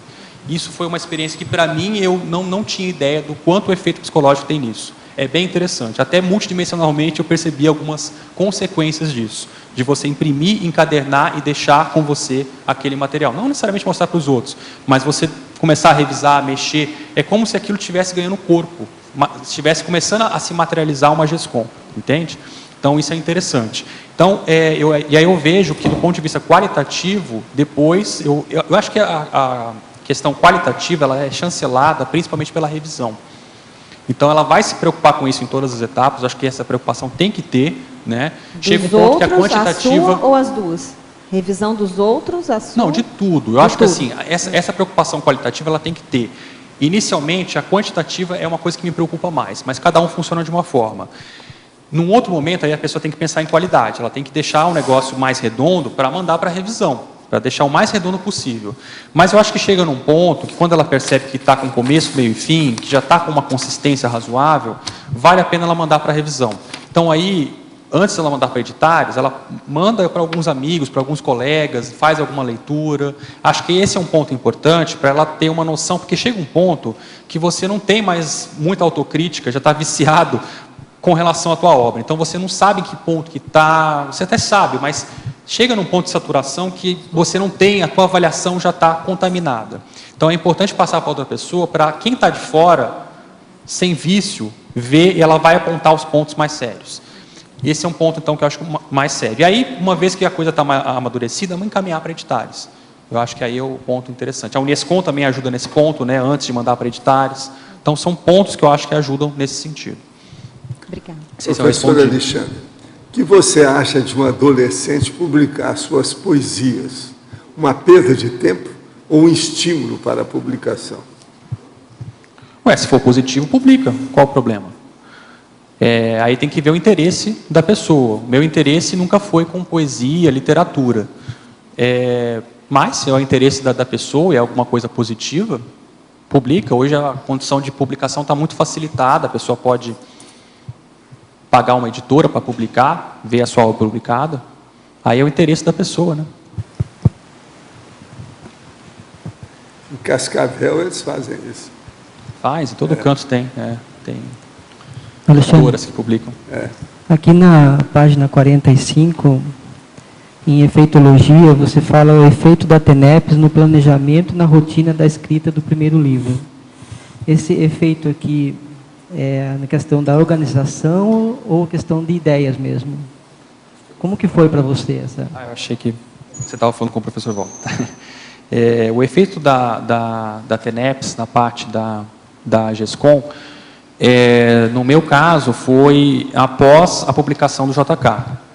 Tá? Então, aí a pessoa tem que avaliar o caso dela e ver, nesse caso, se ela já é tenepsista, o que isso interfere na GESCOM dela. E se ela não é tenepsista, o que isso vai afetar na antecipação da TENEPS dela.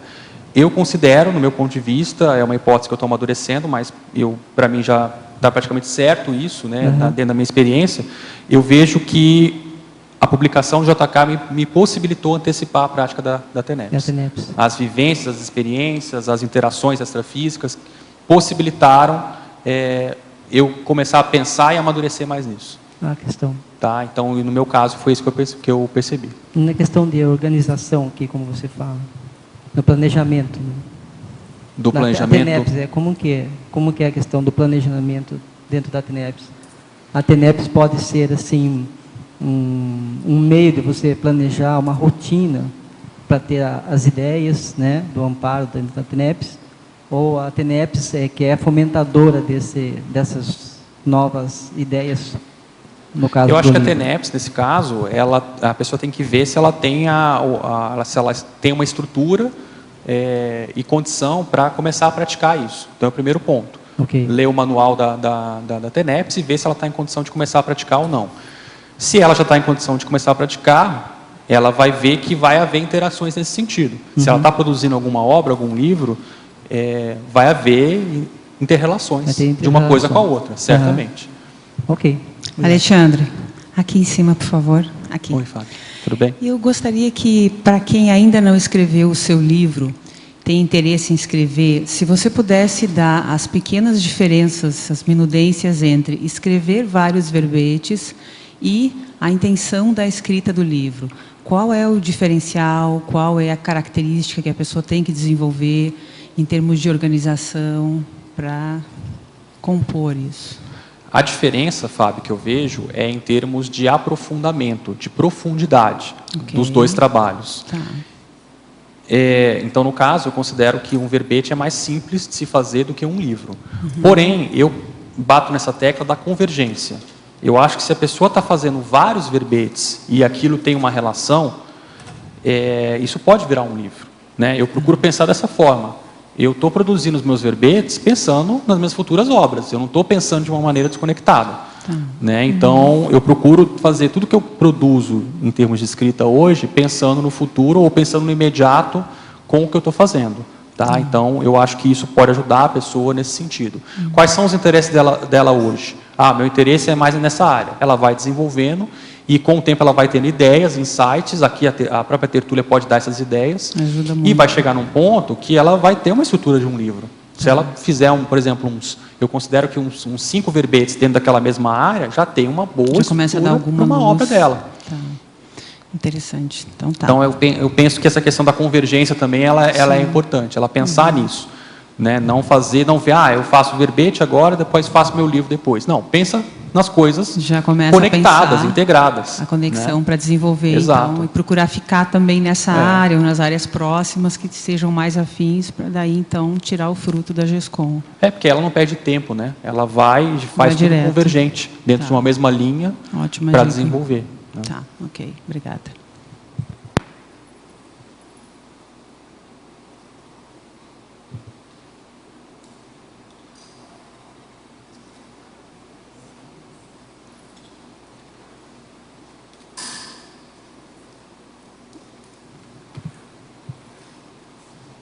Você trouxe mais as coisas hoje no laptop, né? Isso não foi de fora, não, né? O quê? O que você tem no laptop mais? Não, eu tenho a enciclopédia Você ainda não aqui. falou nada. É a enciclopédia?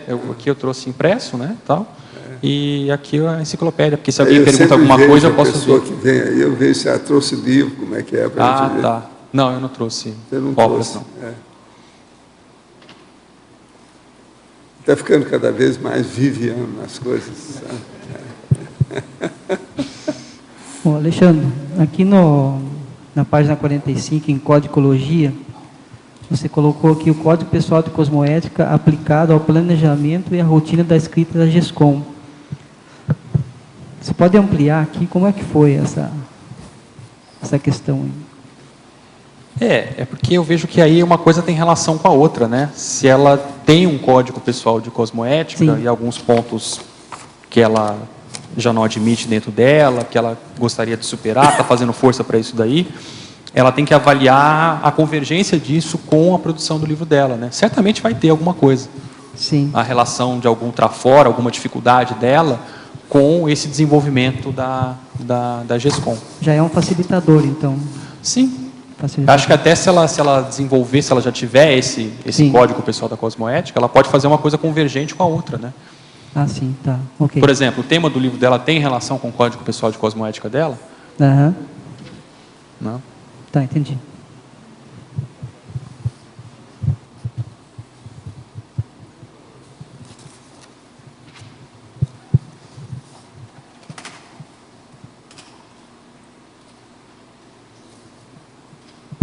Alexandre, com relação aí à publicação do livro do JK. Você fez uma ampla pesquisa intrafísica mesmo para poder publicar o livro, né? Você vê que isso, mesmo anos depois assim da publicação, isso gera ainda algum refluxo, seja ele positivo ou negativo, extrafísico, de tudo aquilo que você mexeu dentro do livro?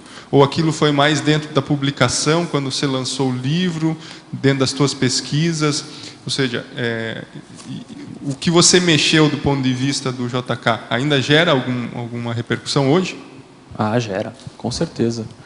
Eu acho que assim, se a pessoa publica alguma coisa que tem alguma consistência, algum valor, aquilo fica e vai continuar reverberando. Essa é a minha hipótese bem concreta, vamos dizer assim, que eu vejo isso na prática, né?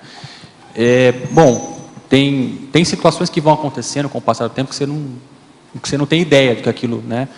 Vou dar alguns exemplos, né? Por exemplo, num dado momento entrou em contato uma pessoa comigo que fazia parte de uma instituição que faz a ponte com universidades dos Estados Unidos, principalmente, né, universidades que têm centros de pesquisa da América Latina.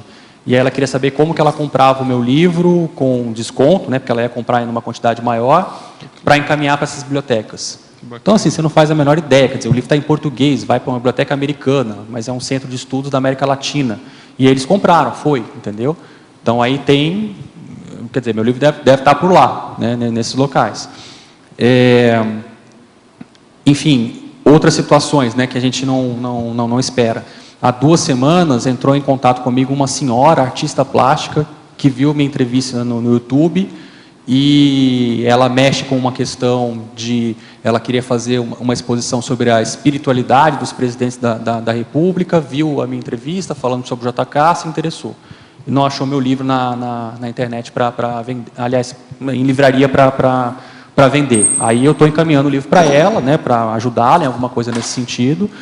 Mas, assim, isso também são derivações da GESCOM, né? A entrevista eu fiz em função do livro, né, e ela ficou na internet, a pessoa acessou, não conhece nada de Conscienciologia, nada, não me conhece, a pessoa viu meu nome, pesquisou no Google, possivelmente, achou a minha empresa, achou o telefone, me ligou na minha empresa e explicou a situação. Olha, eu gostaria da sua ajuda, eu gostaria de saber um pouco mais e tal. Você não espera isso, né? Então, de onde veio essa pessoa? Né? Assim, como é que ela me achou? Então, assim, são várias situações que vão acontecendo e que a gente não espera, né? Da onde que veio isso? O que aconteceu? Quer dizer, eu imagino que tem alguma interferência extrafísica aí nesse sentido para ter essa conexão, né? E essas várias outras que vão acontecendo ao longo do tempo. Isso aconteceu agora, recentemente, né? Quer dizer, então já passou o auge, vamos dizer assim, do lançamento do livro, já não está mais sendo comentado, já perdeu aquela força do lançamento, né? Mas continua, né? Em termos individuais ali, aquilo é acessado de alguma forma e vai. Isso vai ser para o resto da sua vida. Agora, nós esperamos dezenas de verbetes e dezenas de livros da sua parte. E eu confio na Vivian. Já vez? Vivian. Nosso comerciário, por favor. Obrigado. Hoje tivemos 47 assinaturas no livro de presença, 23 perguntas presenciais e 28 online. Os recados são da Anália sobre retrocognição, a Cadídia sobre campo parapesquisístico, o Moacir sobre o evento projetivo e o Amin sobre escola de parapsiquismo. Agora com vocês o Fernando sobre o programa Amigos. Olá, boa tarde a todos. Nós queremos destacar para todos os teletertulianos e os aqui presentes também a importância da manutenção e da expansão do programa Amigos da Enciclopédia. O programa Amigos da Enciclopédia hoje tem 480 assinaturas. Nós temos próximo de chegar à meta de 500 amigos. E nossa meta principal são 600 amigos. Por quê? Porque são esses 600 amigos gerarão os recursos necessários para nós mantermos aqui a produção da Enciclopédia da Conscienciologia, a transmissão diária das tertúlias e o ano todo para todo o planeta e via internet, a manutenção do tertuliário, do Locico da Biblioteca e fazer os investimentos necessários nessas áreas para a boa conservação e expansão dessas áreas aí, em rede, em informática, em dicionários, em livros, em manutenção predial, em tudo isso, por exemplo, na transmissão das tertúlias. Então, a sua assinatura, a manutenção da sua assinatura e a adesão de novos amigos é muito importante para nós aplicarmos recursos na sustentação de todos esses projetos. É muito fácil, só ligar na recepção do CAEC, entrar no site do programa Amigos e fazer a sua adesão, a sua assinatura. Muito obrigado.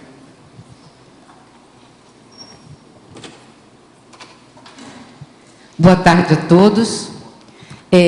Retrocognição é o curso que a CIP está oferecendo, cujo objetivo é a apresentação do fenômeno, suas características, predisposições e repercussões das vidas pretéritas na existência atual da consciência. O curso é dado pelos professores Marconi Maia e Mário Oliveira. Os temas principais que serão abordados no curso são sinais das vidas passadas, recordações espontâneas, mecanismos de rememoração, regressão às vidas passadas e fatores desencadeantes. O curso será no dia 19 de maio, na sede da ACIP, aqui em Foz do Iguaçu. O horário é de 8h30 às 11h30, com intervalo de almoço e tertúlia, depois 15 horas às 18 horas. Qualquer tipo de informação adicional que seja necessário, é só ligar para 21 02 14 21, com 45 é o DDD, após as 15 horas. O curso será ministrado o dia inteiro e dará bastante subsídios para a autopesquisa da autorretrocognição. Obrigada.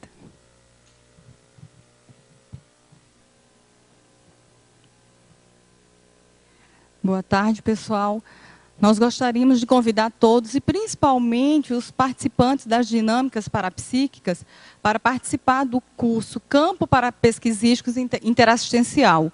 O curso vai ser ministrado pelo professor Hernande Leite. Ele vai ocorrer nos dias 15 e 16 de junho.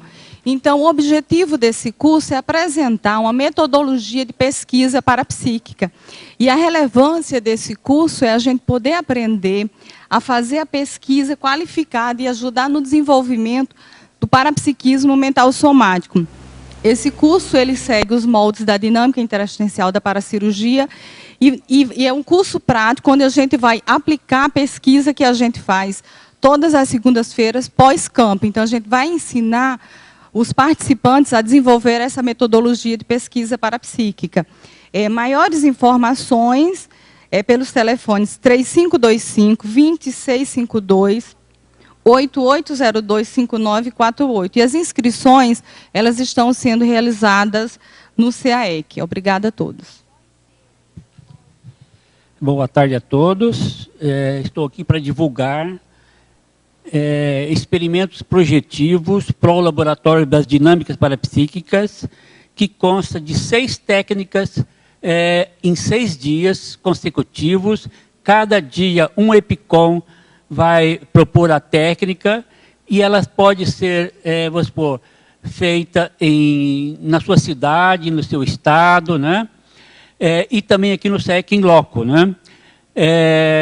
No dia 30 de maio, Hernande Leite vai apresentar a técnica Atividades Parasimpática. No dia 31 de maio, Moacir Gonçalves, técnica da imobilidade somática projetiva. E no dia 1º de junho, sábado, Luiz Gonçalves, técnica progessioterápica. E no domingo, 2 de junho, Marcelo Silva, técnica do lateropensene projetivo. E 3 de junho, segunda-feira, Ana Luísa Rezende, técnica do fator projecional paraprocedencial. E no dia 4 de junho, terça-feira, Marina Tomás, técnica projetiva do rotação do psicossoma, né? Quem tiver interesse pode ligar para o telefone 3525-2652 ou então pelo e-mail caec@caec.org ou então aqui na inscrição do CAEC. Obrigado a todos.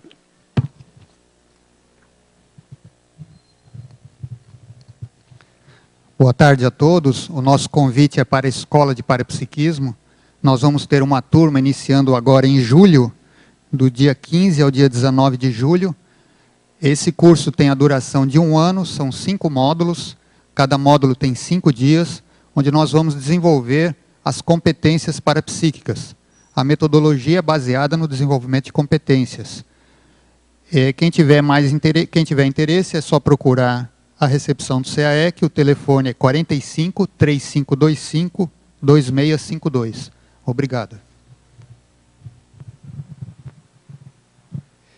Para amanhã teremos o verbete Autogestão Despertológica.